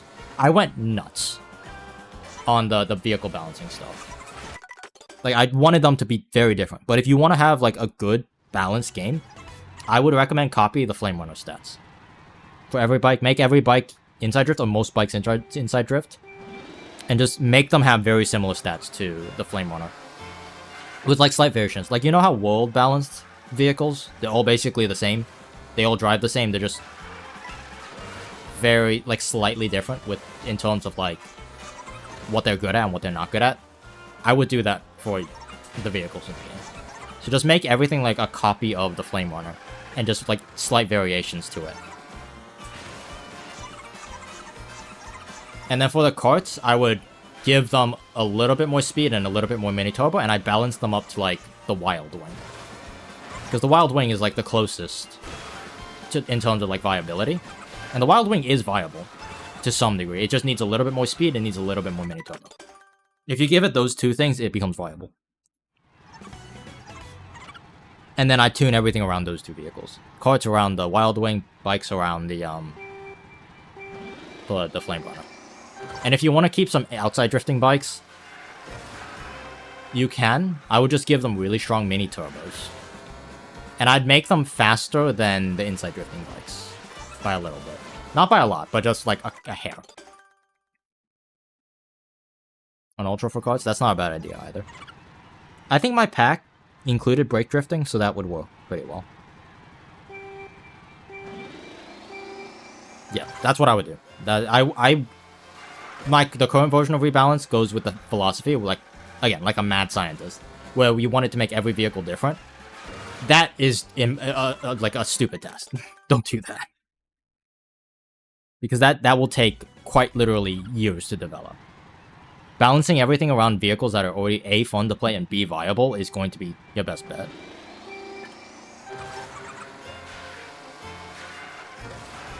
You could keep them different, but don't tune them as whacked as I did. Like, the Sprinter is the exception to that, because you can't really tune down the Sprinter. The Sprinter is kind of an all-or-nothing vehicle.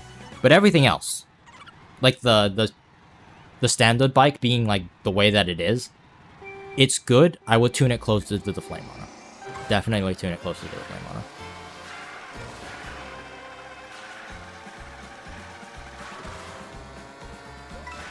Like, you could keep their uniqueness, you just can't go as crazy as I did.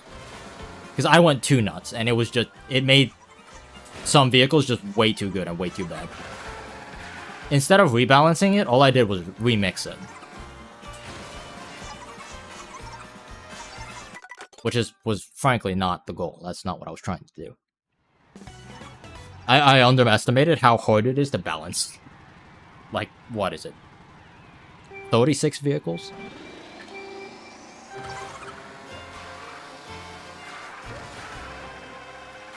Welcome back. Like, I do think it would make sense to have every vehicle, like, at least 2 vehicles in the rebalance pack for each class play exactly like the Flame Runner. Like, I would change... Ooh, for the midweights, I would change the Sneakster to play exactly... Like, the Sneakster should have the exact same stats as the Flame Runner. That way, midweights have some kind of, like, a weapon that's equivalent to the Flame Runner. So if you want to play Daisy, you can. You could play it with the Flame Runner. Or at least something with the exact same stats as the Flame Runner. Right? For the baby characters, I would turn the... Ooh, what vehicle can you turn into that? The Mach Bike is viable. I would turn one of the heavyweight vehicles into a Mach Bike. That's also what I'd do. So that way, the heavyweight characters have access to a Mach-like vehicle. The Quacker could play like the Flame Runner. That makes sense. That's probably the best one you're gonna have. And then turn the Bit Bike into the Mach Bike.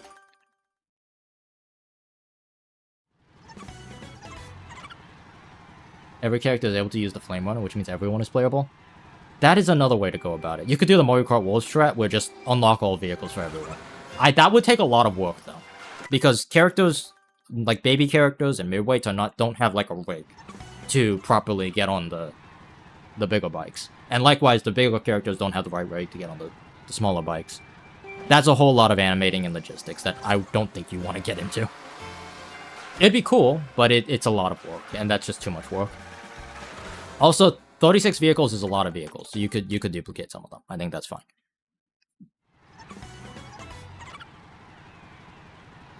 Yeah. Have a Mach Bike and... No, I would go the distance. I would go make every class have access to the Mach Bike, make every class have access to a Flame Runner, make every class have access to the Bullet Bike. Because all 3 of them are viable in their own way.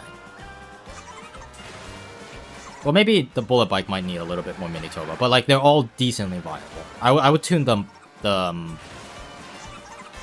I would keep the tune I gave on the Mach Bike, which basically just made it a little heavier, which I think is fine. I would put a little bit more mini turbo on the baby, the Bullet Bike. More than the stock. Not if I gave it anything, I'd ignore it. Because I don't remember what I did change-wise.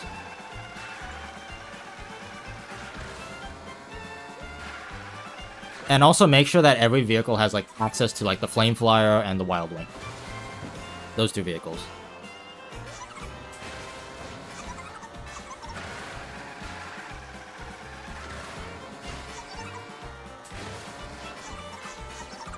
Like, this might sound unconventional, but I would change... I would give the Flame Flyer the stats of the Flame Flyer to the Jet Setter instead. And then I turn the Flame Flyer into a carbon copy of the Wild Wing.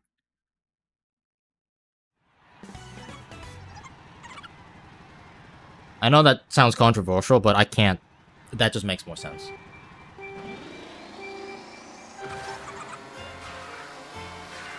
Basically, instead of remixing, 36 vehicles, you're basically only mixing like 12 vehicles. Which I think is way more manageable, and also, frankly, way more viable. You're gonna have more fun playing it. Because it automatically means that more vehicles are gonna be just as viable as every other vehicle. And it also lessens the load. Yeah. The more and more I think about it, the more and more that's just a good idea. Instead of having 36 unique vehicles, make it so you only have 12 unique vehicles, and the stats share from vehicle to vehicle. So there will be 3 Wild Wings, there will be 3 Mach Bikes, there will be 3 Flame Runners. And you basically just cherry pick the best vehicle stats. Or the best vehicle archetypes, I should say. What makes Bullet Bike good? It's light. It has... It's decently quick for a baby character. It has a better mini turbo stat, I believe. I think that's its main thing. So the Bullet Bike gets more mini turbo. Mach Bike is kind of like in between. Flame Runner is faster. I think that's the main difference between the three. So having a character have access to all 3 tiers is important.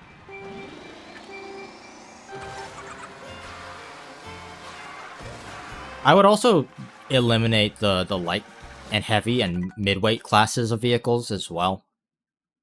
So, baby characters, they fly really high. You can turn that off. I think baby characters should fly the same height as everyone else. I think getting sent 5 bajillion miles into the sky is dumb. And more importantly, if you're going to give it to one of the vehicle stats, you got to give it to every other vehicle class. So midweights will have a vehicle that flies really high. Heavyweights will have that same vehicle that flies really high. You see where I'm going with that.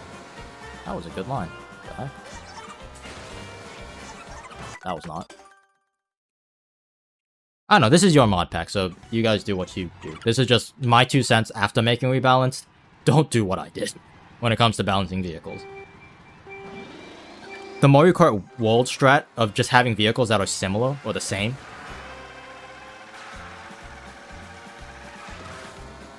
And don't be afraid to duplicate stats. And don't be, more importantly, don't be afraid to have vehicles that play very similar to each other.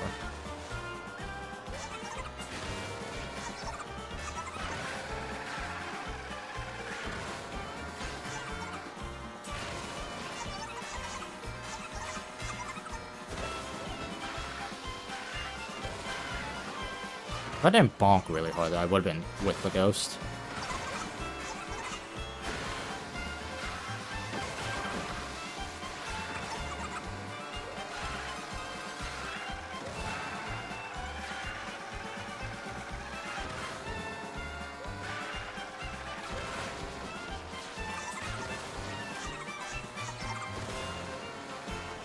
All of Frozen's teammates are speaking Spanish, that's really funny.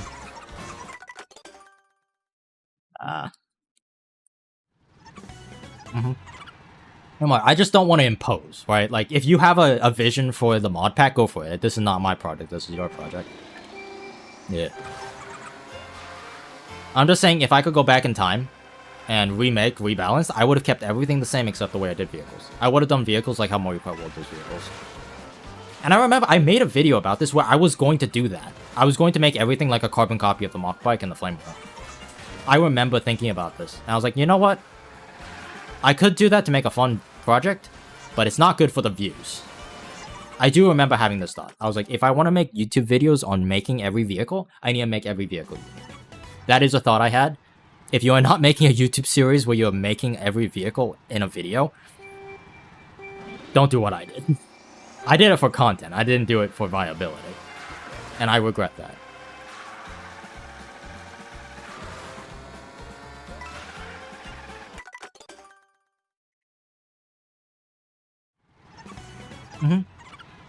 I think an in-between approach is healthy. The main thing right now is I realized it's like hue. It's like sharpness. It's like saturation. Like, look at the screen right now. You might think, oh, hold on, let me pull up one of these. You might look at the screen and go, oh, if I just do a little bit of saturation, just a little bit of tuning. Like, that looks good, right? It's like, that's pretty well saturated, right? What if I do a little bit more? That's fine, it's fine. And then you keep going, I cooked it. Mine was like here. And I was like, you got so used to seeing things this uber saturated that you don't realize just how cooked it is. Right? You only need a little bit to make it look good. Like, I have a little bit of saturation on mine. This is what it looks like normally. This is what I have. You see how subtle that is? That is what you need when you're tuning. You don't go crazy. Like, again, off, on. Off, on. It's very subtle. And I'm also looking at a white background, so it doesn't really help. Yeah, I'll make it so you can see the sky. Again. Off, on. off, on. Like, most of you guys might, if you aren't looking at like a high quality screen, you might be looking at that looks exactly the same, right? In moderation. When tuning, you always use moderation. I did not use moderation, I used whole values. I was like, this guy's gonna have one full more bar stat of speed. That's not how you cook. That's how you burn something. Like, I underestimated how much 0.01% of speed is. I underestimated how much 0.1% of handling is. Because I wanted to be able to feel the difference, right? I was like, I want to be able to feel the difference. I don't want to, like... You know? I want to be able to tell what I was doing was making a difference. Don't do that. Whoops. Man, I freaking destroyed that wall.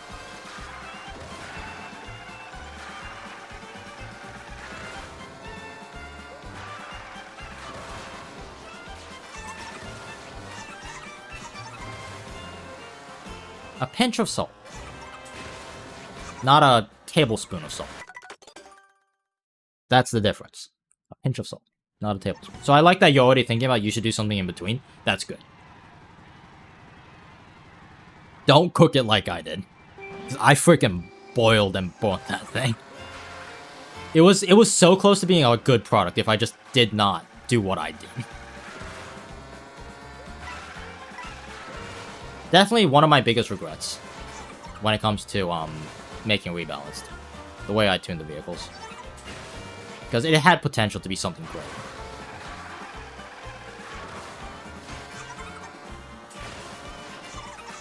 Whoa, what the heck?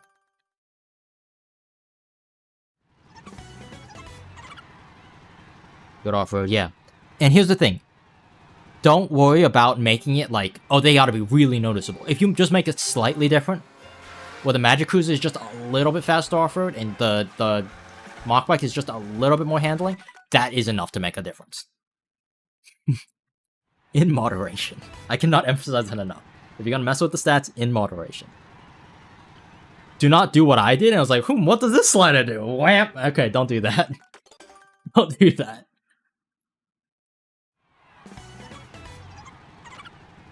Is CTGPR still a thing? I think so. Yeah. I think everyone still uses CTGPR. I want to say, at least. I haven't booted up my Wii in, like, forever.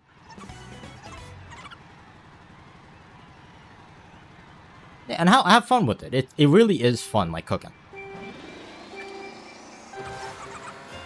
Just don't get carried away with, like, tuning stats to make it more noticeable. Still the most popular. Yeah, I've seen, CTGPR. Then there's Retro Rewind. And I think those are, like, the two major packs people play. Right? I want to say those are the two.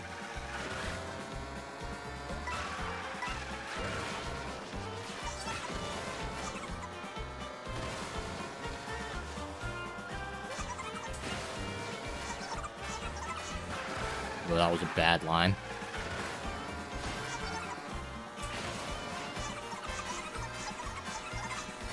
Oh, I'm hitting a rock. Okay.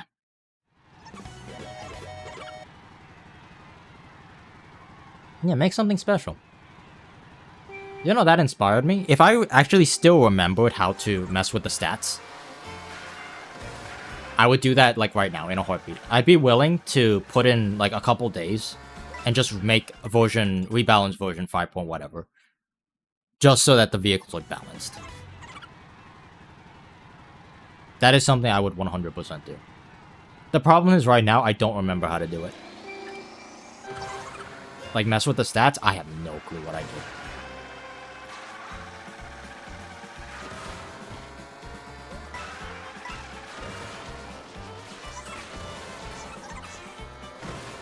Like, I have this weird brain where it's like, when I'm obsessed with something, I will know so much about it.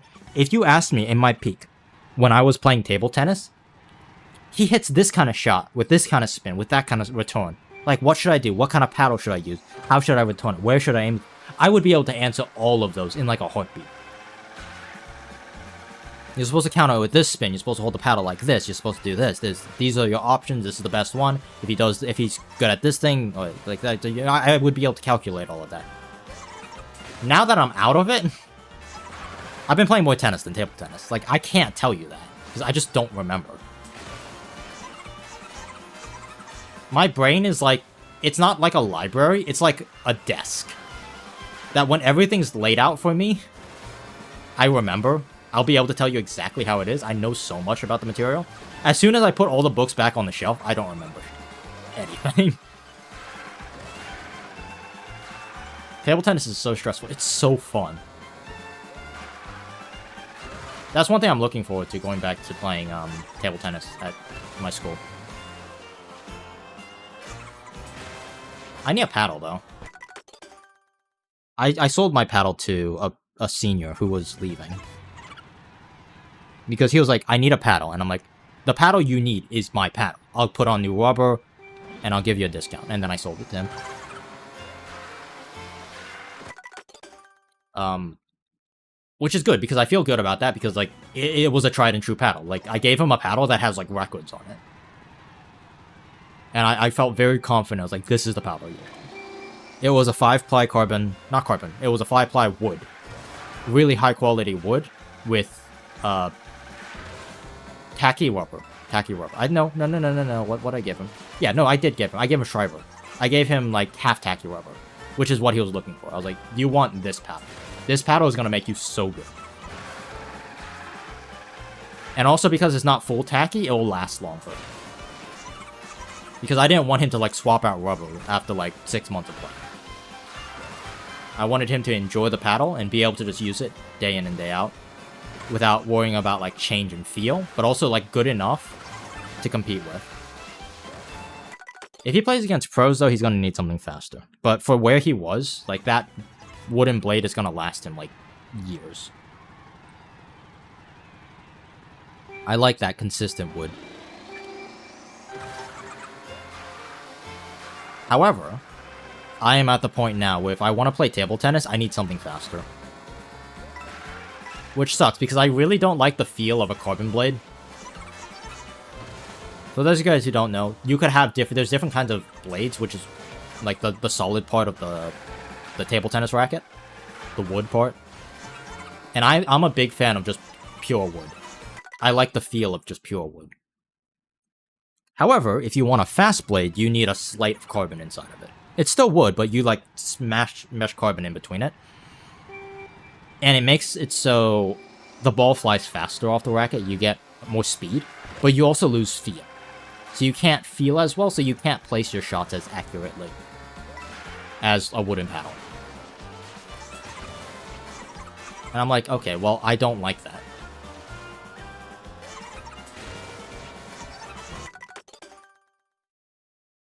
I recount that you were struggling with the CJ cut at the end of the track. What is it called? Victor? Valor Strat. Yeah. I do remember. I was struggling with that. My friend gave me a rundown on how to do it. But I never tried it after he told me how to do it, so I need to try it at some point. Yeah. I think you're talking about Valor Strat. I want to say you are.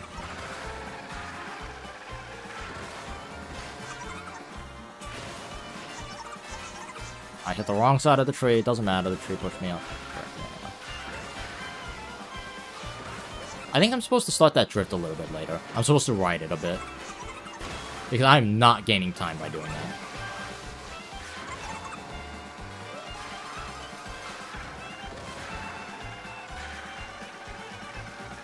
Yeah, you were talking about Valor Strat, yeah. Focus on lap 2. I will certainly try that. Because that is something I want to learn before I, like, put the boots up.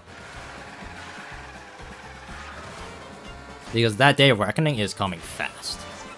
I had, like, a wake-up call. Again, I was talking to my brother last night. We were going out to play tennis. And he was like, yeah, you know that it's less than a month before we go back to school. I'm like, wait a second. Because I told myself I would do this until about a month out from school.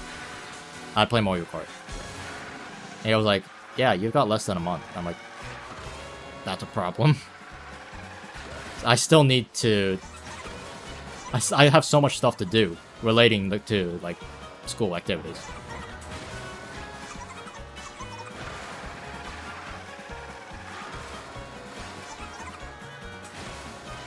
Day of Reckoning is coming. And also, my brother and I have been going out to play tennis more and more. I think I was recording myself playing a little bit. Hold on, let me see if I can find it.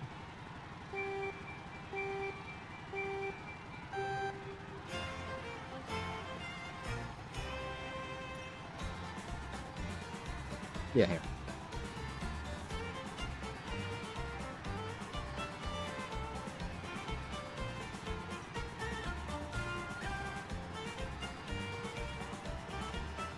Any of you guys play tennis? You guys know anything about tennis?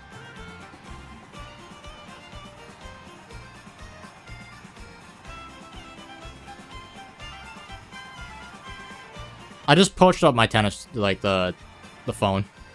And I wanted to record myself, like, doing a few strokes. To see. I think my forehand is, like, coming along really nicely.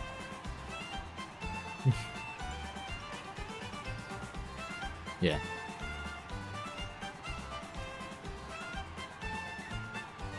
I've got a wicked forehand. My backhand has gotten pretty good, too. My brother is the server. My forehand is deadly. My backhand slice is good. My brother is the opposite. My brother is a forehand. His forehand is also pretty good. And his serve is, like, rock solid. His serve is, like, 20 times better than mine. I can't even hit it in the box half the time.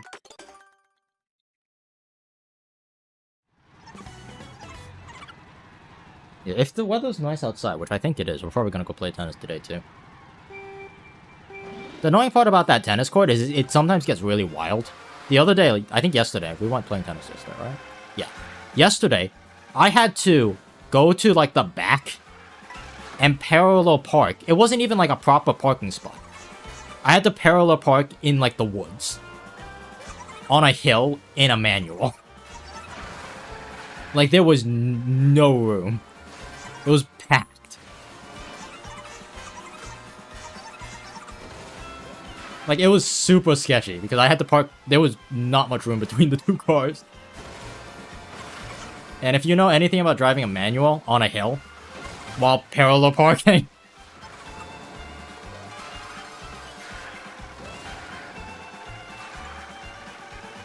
I hope I don't have to do that again today, because I know how to parallel park. I just particularly don't enjoy doing it on a slope. When my car costs $700 and the two cars I'm sandwiching in between are worth, like, combined, like, 100K.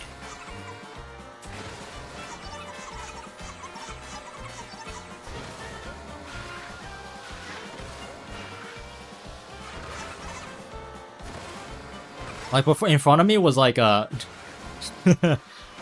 it was, a brand new 2026 Ford F-250. And then behind me was, like, a Volkswagen, like, SUV. Brand new. Both brand new.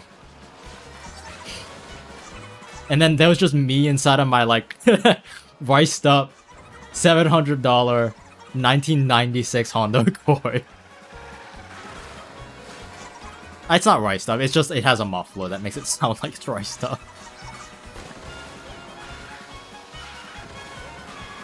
Oh. It was so funny, but it was so annoying to, like, drive there.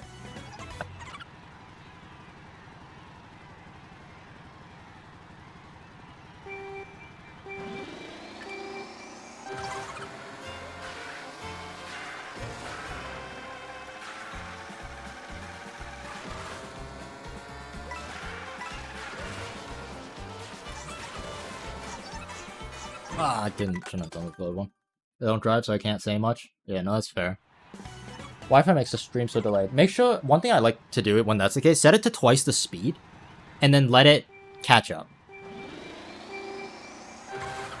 It will automatically turn itself off once it's caught up. A little YouTube, like, live stream watching trick.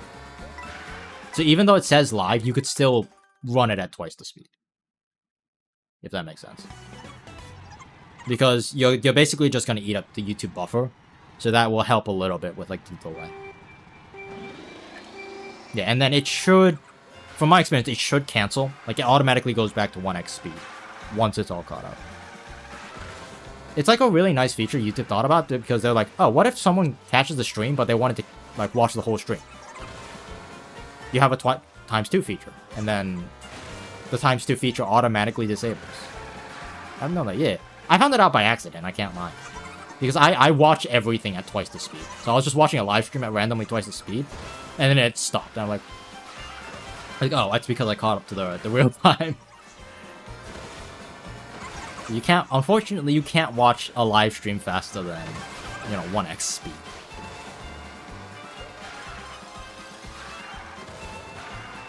The part of the muffler on the manual car, yeah. It's so loud. It's not, it's a small car, so it can't be that loud, but it is loud for what it is. Loud. I love it. I need to clean it, though. I've been beating myself up over it. I need to really just, like, polish it. Run it through the washing machine.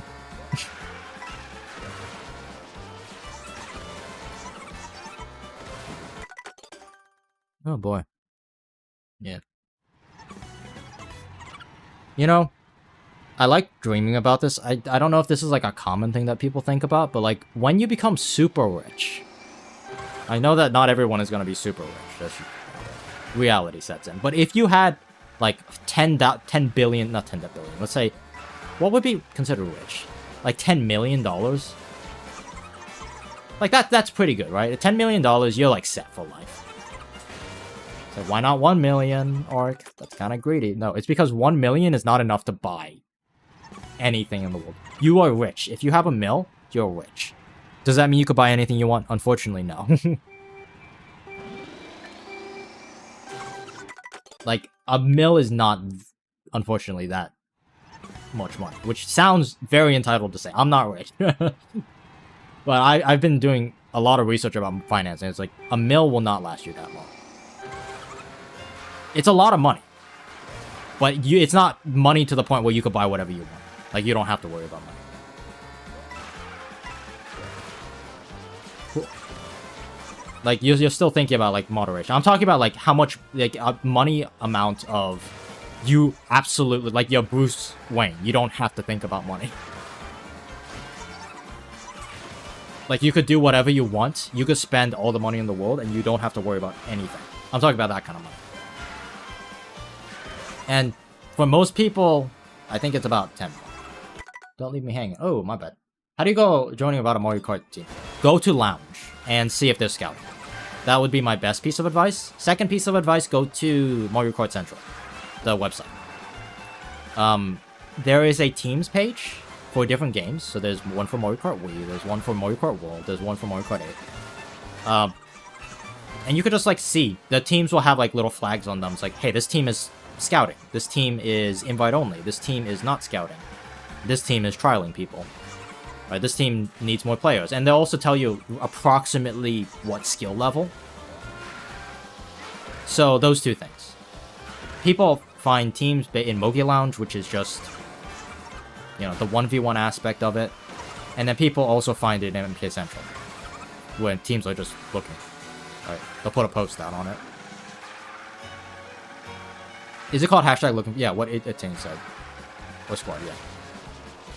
Those are like the two ways most people get into a team. For Mario Kart Wii players, it's a little bit different, because Mario Kart Wii players tend to know each other, or at least know people. So, for example, mine was an invite. I didn't do any of that online Mario Kart Central stuff. I asked Frozen, and then Frozen pointed me to Ray. And then I talked to Ray, and then I got on the squad. That was my experience with joining the team. I understand that not everyone can do that.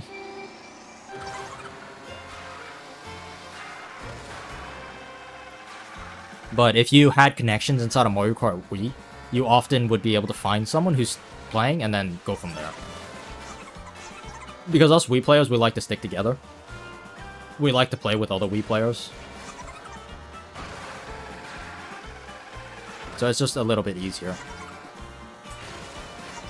And also playing Wii also gives you a little bit of ethos. Because if you're like, oh, I played Wii, I competed in Wii, and they're like, I have this much hours in the game, and then you can see how I'm performing, how I'm doing. Like that speeds up the process significantly.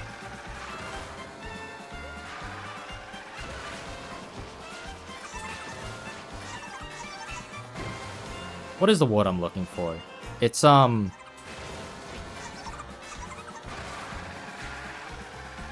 what am I looking for? The word. It's like I could describe the situation. It's you have a sibling or a brother, and then because they're your brother or your friend or your sibling, they get the job because of that. What is that word? It's like getting a position based off of like connections instead of value or like what you could bring or skill, talent. What is that word called? My brain is so old. Why can't I remember these things?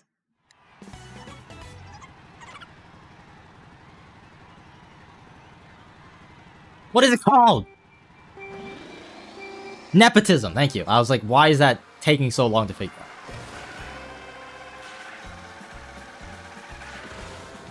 There is definitely nepotism when it comes to joining a clan.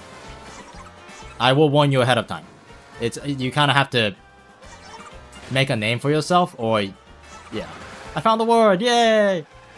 It's in there somewhere. It just takes like 5 years to pull it out.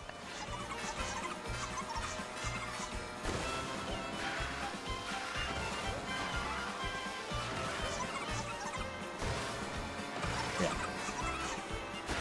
It's just I'm warning you ahead of time. There is nepotism in joining clans. That's just how it is.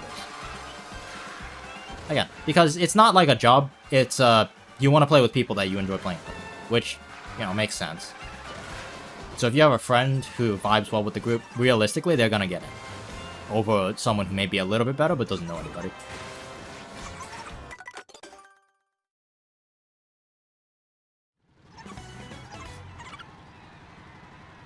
I think World, because it's so new, you're gonna have less of that because more people are like, hey, I'm a nobody. I'm not calling you a nobody. You guys are great. Like, I know all of you. You guys are the goats. But I'm saying, like, I'm a nobody.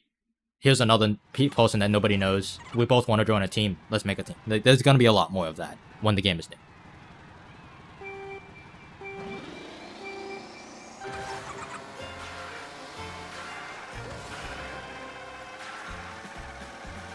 Like, I'm actually struggling with that exact problem in Val. Because I'm trying to get on a team for the 1 month that I'm going back. And I'm struggling finding a team. Because I'm just a nameless nobody. I'm like Ascendant, which is cool, but like most people want an Immortal player or less than an Ascendant player. So I'm in that weird spot where I can't find a team. Because nobody wants a random Ascendant.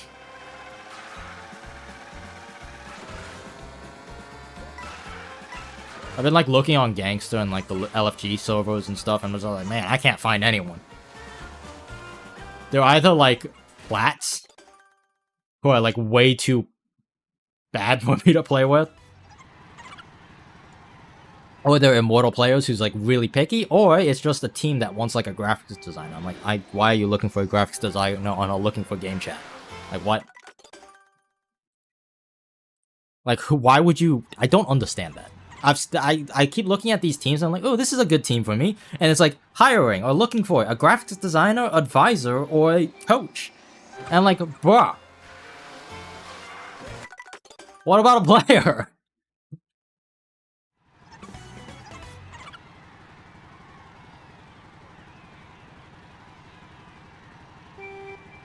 Like, what happened to the good old days where people trialed people?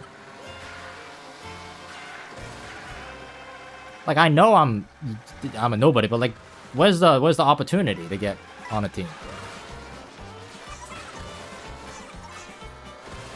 Crazy. That is a poll.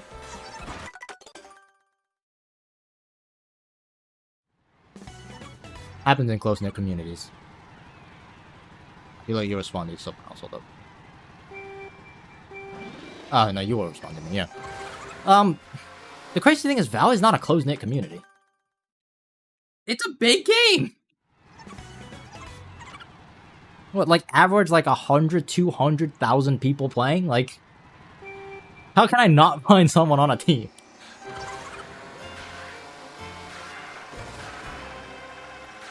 And the worst part is, I only need a team for, like, a month. Why did I drift that way? I don't need a long-term team. I need a team just to get me back into shape. Crazy. Yeah, team wars are tracked internally. So, like, every clan I've ever been in has, like, a results channel where you just track how many, like, who you beat, how many times you've played. It's not public. Yep, and I agree, Andrew. That is exactly what I'm trying to say. Val has gotten older, so finding a team is just way, way harder.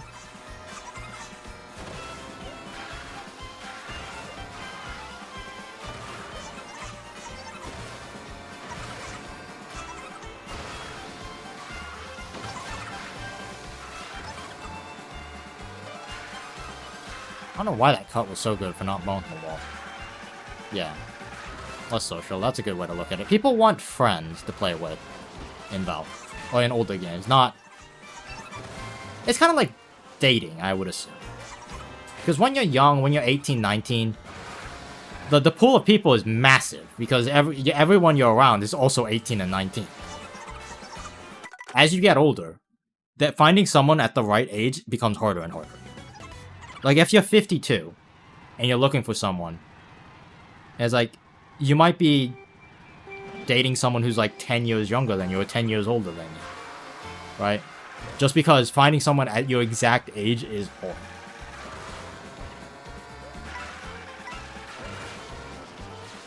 That's at least how I see it. Like, it's not impossible, especially like dating apps and whatnot. But people are more willing to branch out and take a wider range of ages the older you get. The younger you are, you tend to stick inside your age group. I don't know what point I'm trying to make here. I'm just... What was I talking about again? I was talking about, like, as games get older, it becomes harder and harder to find teams. Yes, that was the point I was trying to make.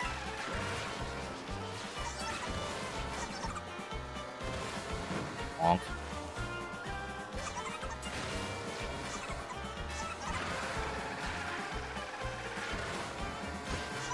Oh, this is high. Crazy.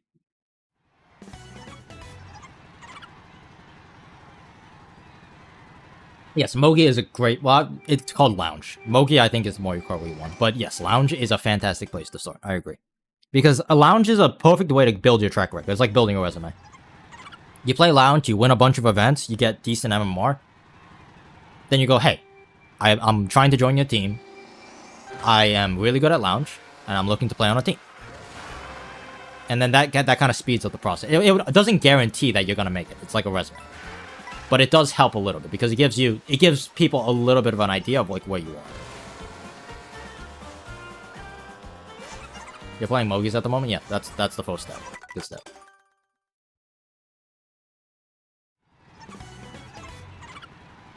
Alright. Yeah. Going for 7k, there you go.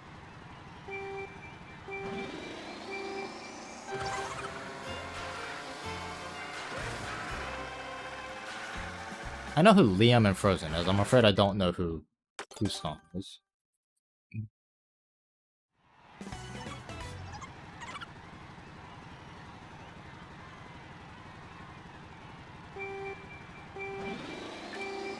That's why I don't know. It's MKD Expert. Okay.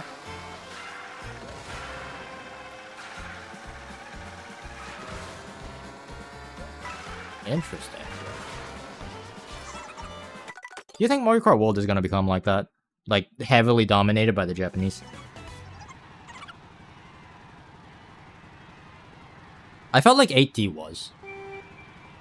like, Mario Kart Wii was very, very dominated by British teams, like teams from the UK.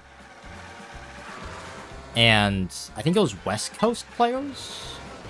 Or was it East Coast? I forget. It was one of the coasts.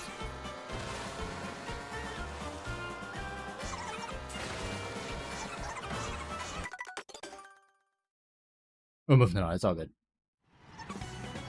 He does play. It sounds like he's a YouTuber, which is pretty cool. Alex, what's up? Oh, how are we, man? Doing alright. Doing alright. Actually kind of excited. I feel like I'm about to, like, retire, which is kind of cool.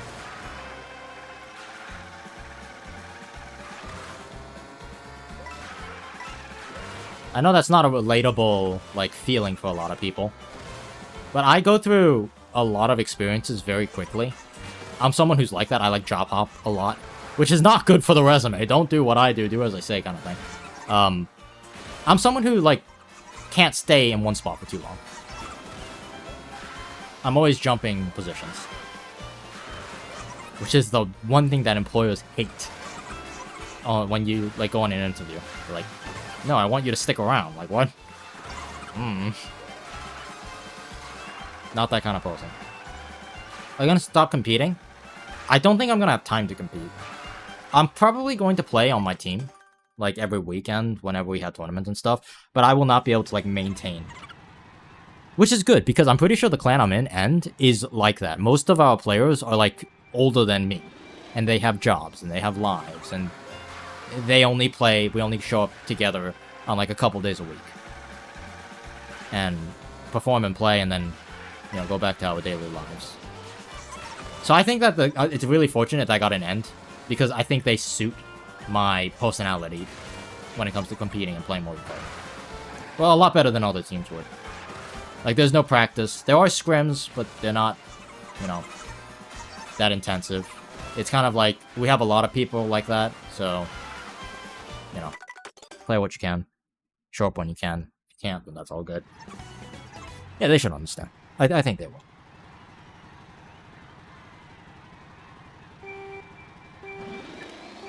I enjoy playing with them because they are very different than my friend group. Playing an End is... I could tell that I'm playing with people who are older than me. And it's kind of fun because I get to act like the kid. When I play with my personal friend group... Oh, personal friend, that was weird to say. Why did I say that? When I play with my old Mario Kart friend group, I'm the oldest one. I don't act like the oldest one. And it's a lot more on the ball. I could tell that the age gap is younger. And people are, like, sharper. And I don't really like that. For a comedic effect, it's great when you have a bunch of high-energy kids. Like, being really, really sharp and witty and stuff. The problem is I'm not witty, so I get the blunt of the ridicule. And there's only so much you could take of that. Like, after a while, it's like, man, I'm too old for this. End is nice. They don't do that. They understand that, hey, we've got lives, we got things to take care of, you do your best.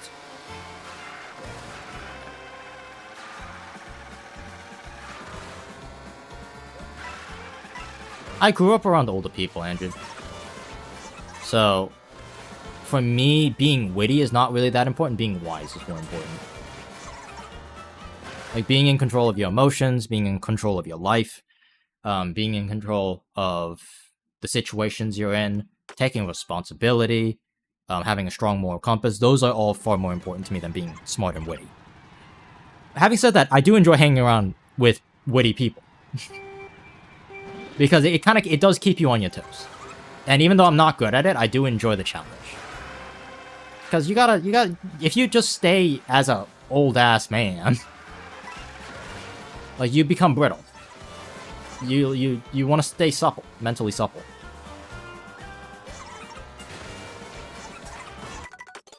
It's just sometimes it's like, man, they are, my friends I'm talking about are just, like, out of my league. You sound like you're 50? Sometimes I feel like I'm 50. I was walking up the steps, I put on an extra pound, like 5 pounds. Because I'm trying to like gain muscle. And it's not really working, as you could see. Yeah, it kind of is. I don't know.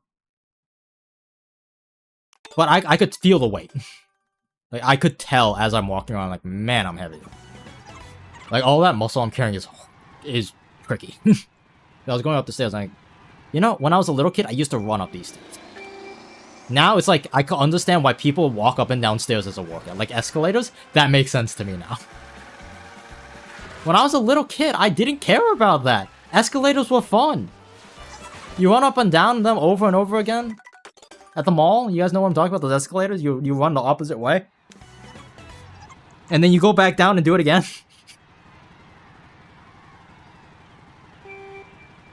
Now I'm like, man, okay, I could tell why, like, old people use stairs as exercises. We're not doing the back in my day. I'm still fine. I could go upstairs.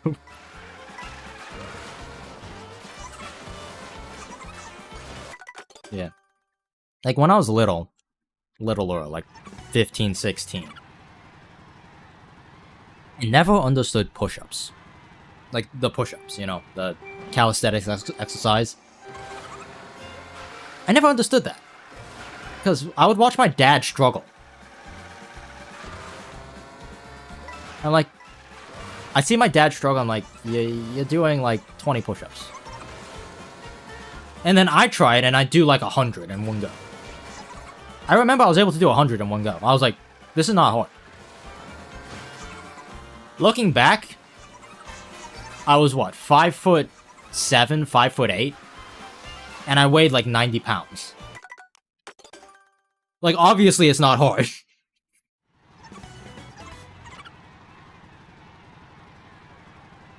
Like, if you don't weigh anything, push-ups are not hard.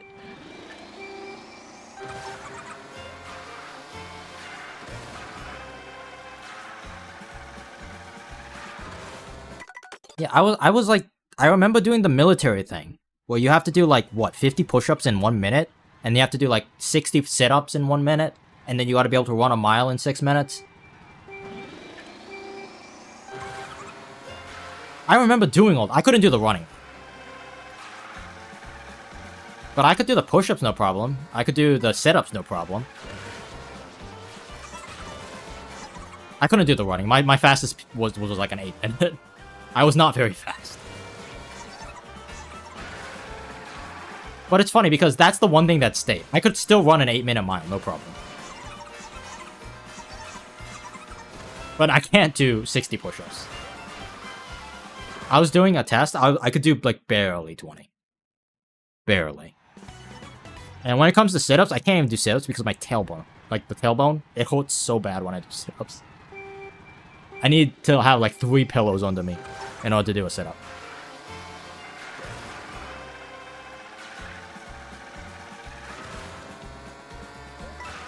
I'm holding left, what the heck?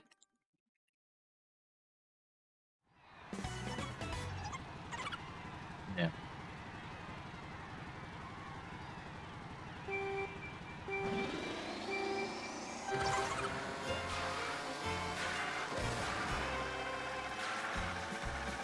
Never do sports on none the wiser, that's fair. I was going to be an athlete if I had continued in school. Like I mentioned before, I got taken out of school, I jumped grades, all of that fun stuff. I never had sports. And I am pissed because I feel like my calling was to do sports. Like, even to this day, I still play. I was very athletic as a kid. And I really hated school. I would have been perfect. I would have been perfect. Now I'm the opposite. Now I'm an old, disheveled man who likes studying.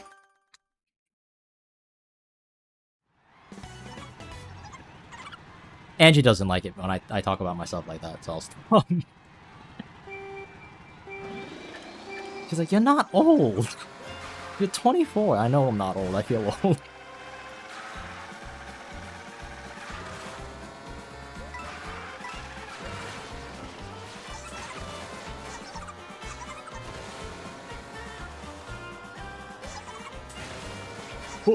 That was nice.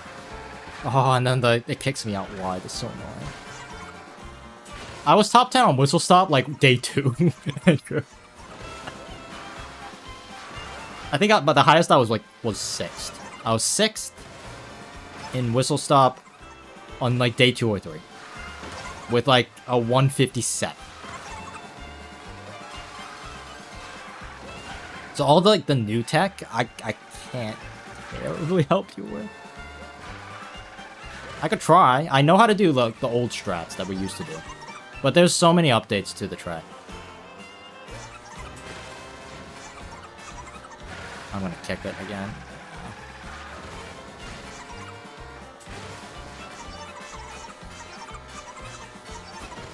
Good. Oh, I didn't get it. Okay, well, okay. Why did it kick me so bad?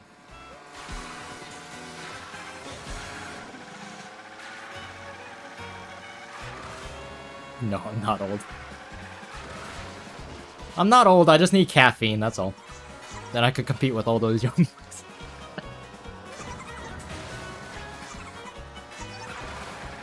Hold on, I'm actually not too far off this. I don't think I'm gonna be up to PB, but I'm gonna be close. The trees. Dude, I messed it up twice. I would have been up with my ghost if I had gotten both of them. That's actually so annoying. Also, this kicked me really hard. I don't know why. Whoop.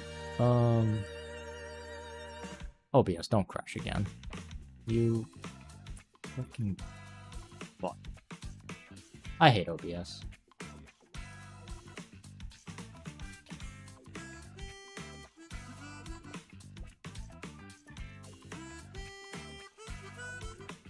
I'm not sure if you guys could see that.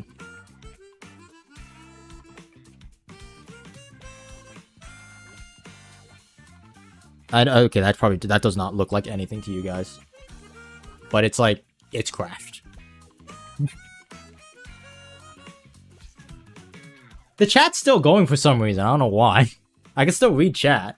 It's just completely frozen.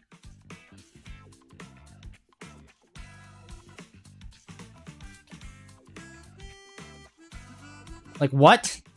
I hate OBS. Why does it do that? I could still... I'm continuing to stream. Like, I could continue streaming. It's just OBS is cooked.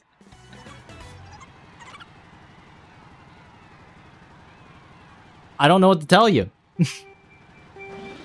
I'm just gonna keep going. I can't update the PB. I got a 204.2. Okay?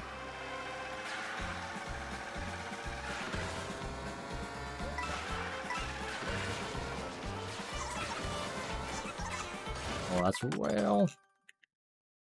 Looks like the menus, yeah. No, it's like... Oh, I can't.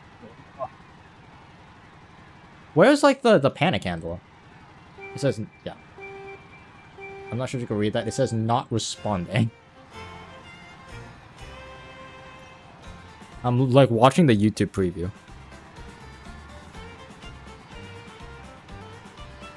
Okay, you guys can't see anything. Oh, why can you guys not see anything? There you go. Not responding. And it's like grayed out.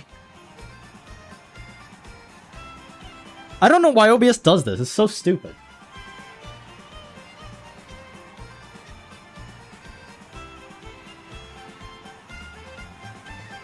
I can't frame it right because I can't see. That looks close enough. Close enough.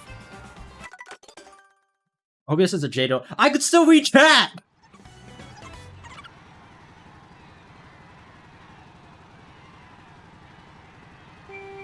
Freaking OBS. It's gonna explode? Okay, well, let's get a PB before it explodes then.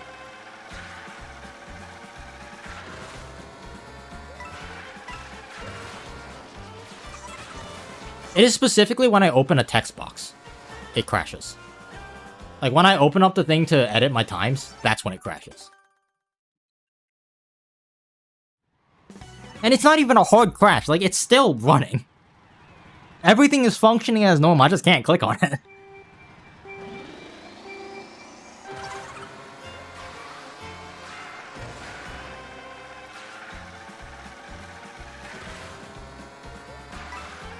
I also don't care enough. Because, like, the stream is working. Why would I mess with it, you know? Never mind the fact that my computer is, like, frozen right now and, like, soft-locked. Never mind that. Stream's working. Why did it double drift? I want this PB. But I also gotta use the bathroom, so I will be right back. And also, I can't go to the be right back screen because OBS is broken. By the way.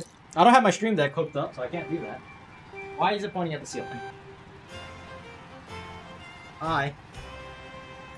Why is it... Okay, sure.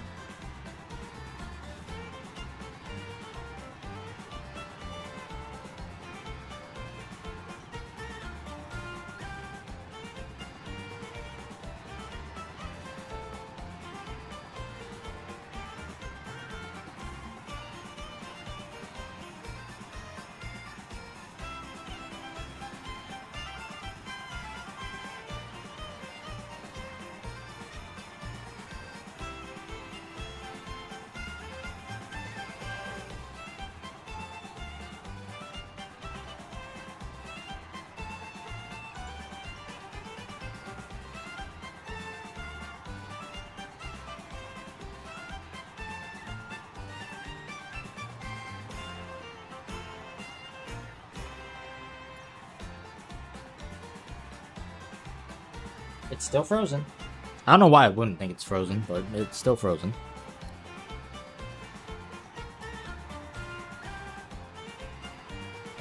My camera's still looking at the sky, by the way. Hi. Did you see me walk in? Hi.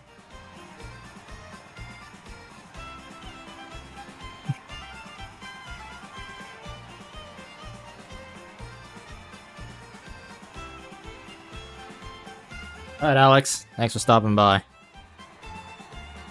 Glad you got to witness some of this chaos. You know what I should do? I just had a thought. Should I do like a... Can you do Instagram live streams? Like, what is the best way to stream, like, vertical video?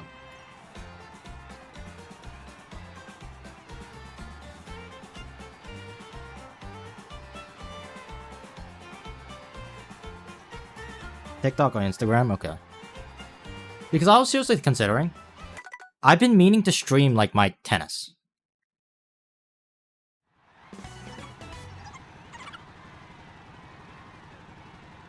Like, seriously considering streaming it.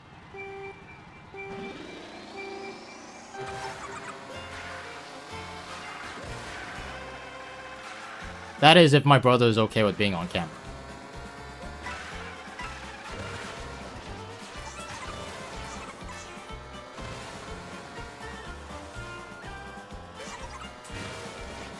Probably not to my main channel, but I've been wanting to keep track of how, like, my tennis is progressing. And I have now the equipment to do that.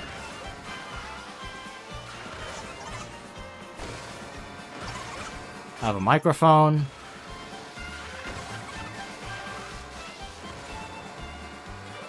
One thing I don't have is unlimited data, so that might be an issue.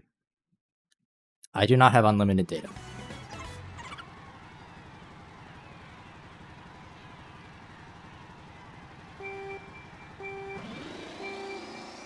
Mario Power Tennis? Yeah, that's fair. Mario Power Tennis is a good game. Solid game.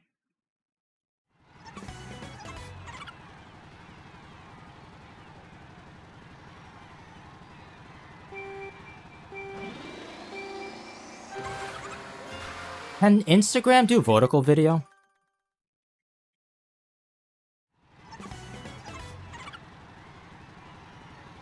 I'm really, like, thinking about this now, because if I stream tennis to Instagram, just to keep track of, like, my form and where I am, that'd be pretty hype.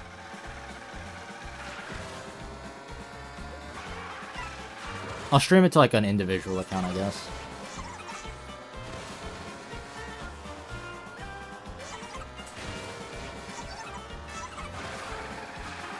Like, I have wireless mics, and then I could hook up a camera.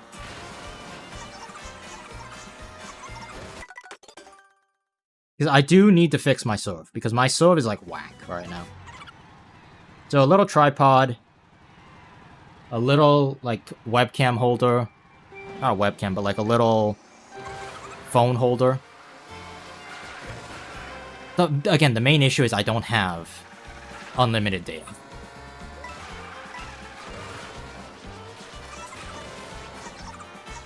I have like 4 gigs. And I am going to burn through that 4 gigs if I'm streaming. Maybe I'll just record it. Watch it back.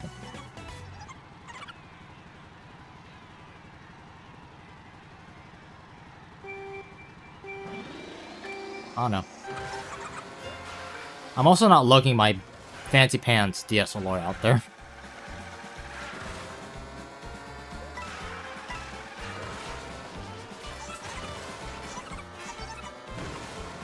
You know, when I was little and used to play tennis a lot, my mom would pull out the good old-fashioned 18, like, what is it, 8mm tape recorder.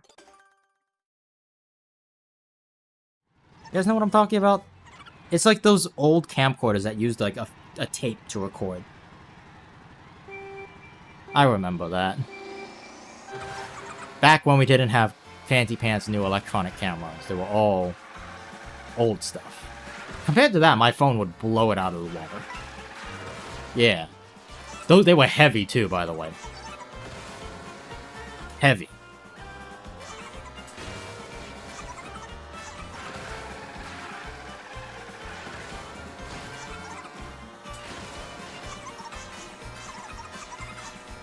I am not doing these trees right. And it is beginning to get to me. I love how you could go in those cannons. Not in, like, the normal racing mode, but in the, Is my butt frozen?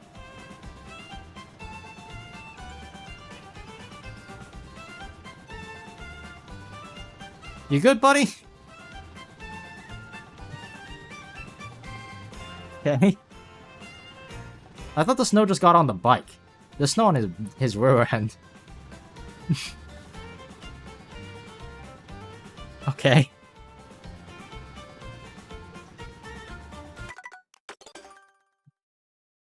Okay.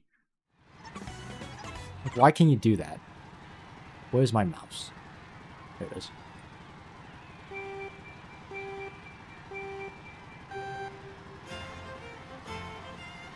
My OBS is completely fried. I can't do anything. It's crazy.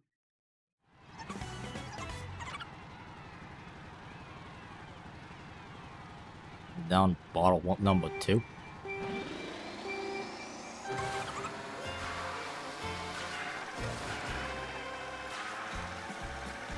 I'm gonna give it a few more tries. If I can't do it, then we'll call it.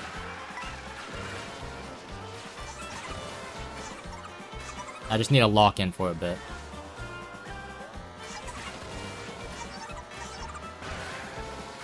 That's not called locking in, that's called locking out. Not what we want to do.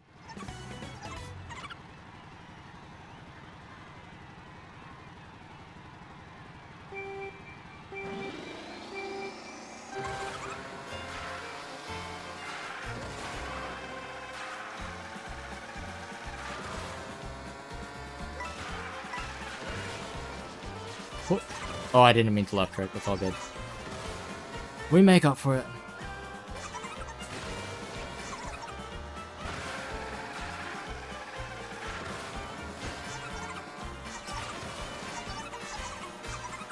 Oh, wrong side of the tree! It's all good. We catch up here. No, we don't. What was that? Why did I do that?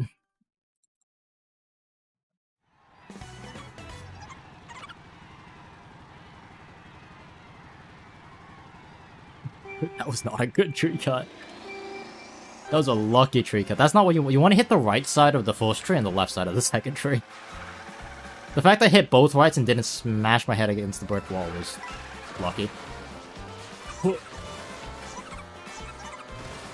Yo, little guy, go!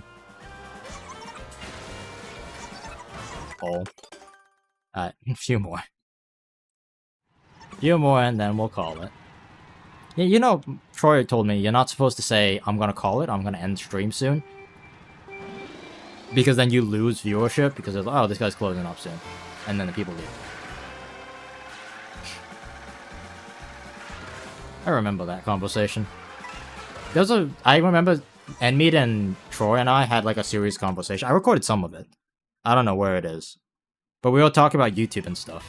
And I remember I was just turning laps in like Forza. I was just going around in circles on like a dirt track. Like drifting.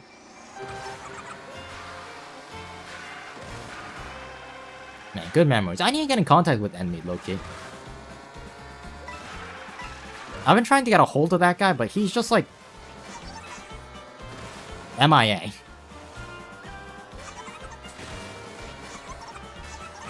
Like, I get that he has a job. He's a busy guy. And I also don't want to bug him too much.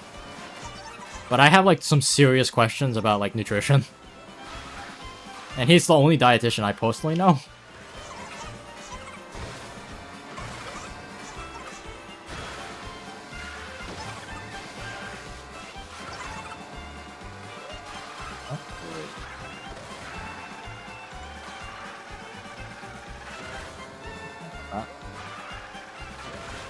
What a lines.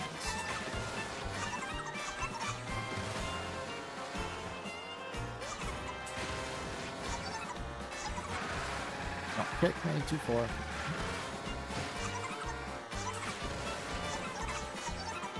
Oh, that's unfortunate. That tree was so lucky. What the heck? The problem is I don't even have his friend code. I think he added my other friend code that got hacked. Like Discord account. So now I have quite literally no way to contact him. Why'd I go so wide on that lap 3?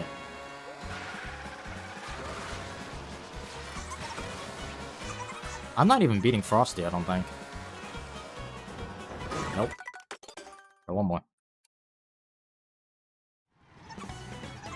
Yeah, I don't know how to contact him to begin with.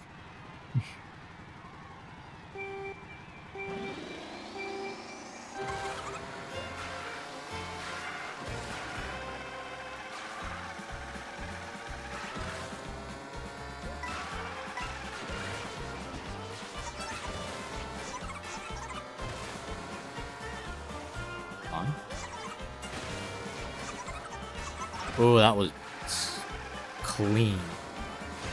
Not any faster, I don't think. How do I keep missing that tree? I think I need to call it. I'm not too far off pace of my current record. I can't lock in. Can't lock in. I don't know why. Also, OBS is beginning to get to me. So I need to figure out what's wrong with my computer. Best time I have is a 208. That's not bad. The tree cut is somewhat inconsistent for me. Learn the traditional trees. I do low trees, which is weird and not recommended. I do like a weird way of doing trees.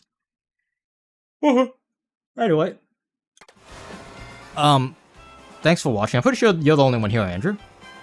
So with that, I will see you around. I don't know how many streams I've got left in me. Frankly, not that many. But, you know, I will be streaming Val. That's something I could do. But I'm not sure if I could stream, like, I could. I don't think I will be streaming Mario Kart that much after this. Anyway, it was fun. And thanks for watching. See you guys all next time, okay? Assuming there is a next time, we'll see you guys next time. And I'm pretty sure the way I end stream now is I just close OBS. I don't think there's anything else I could do. Alright, take a rest to sleep, I agree. I'll see you guys all later, okay? Thanks for watching.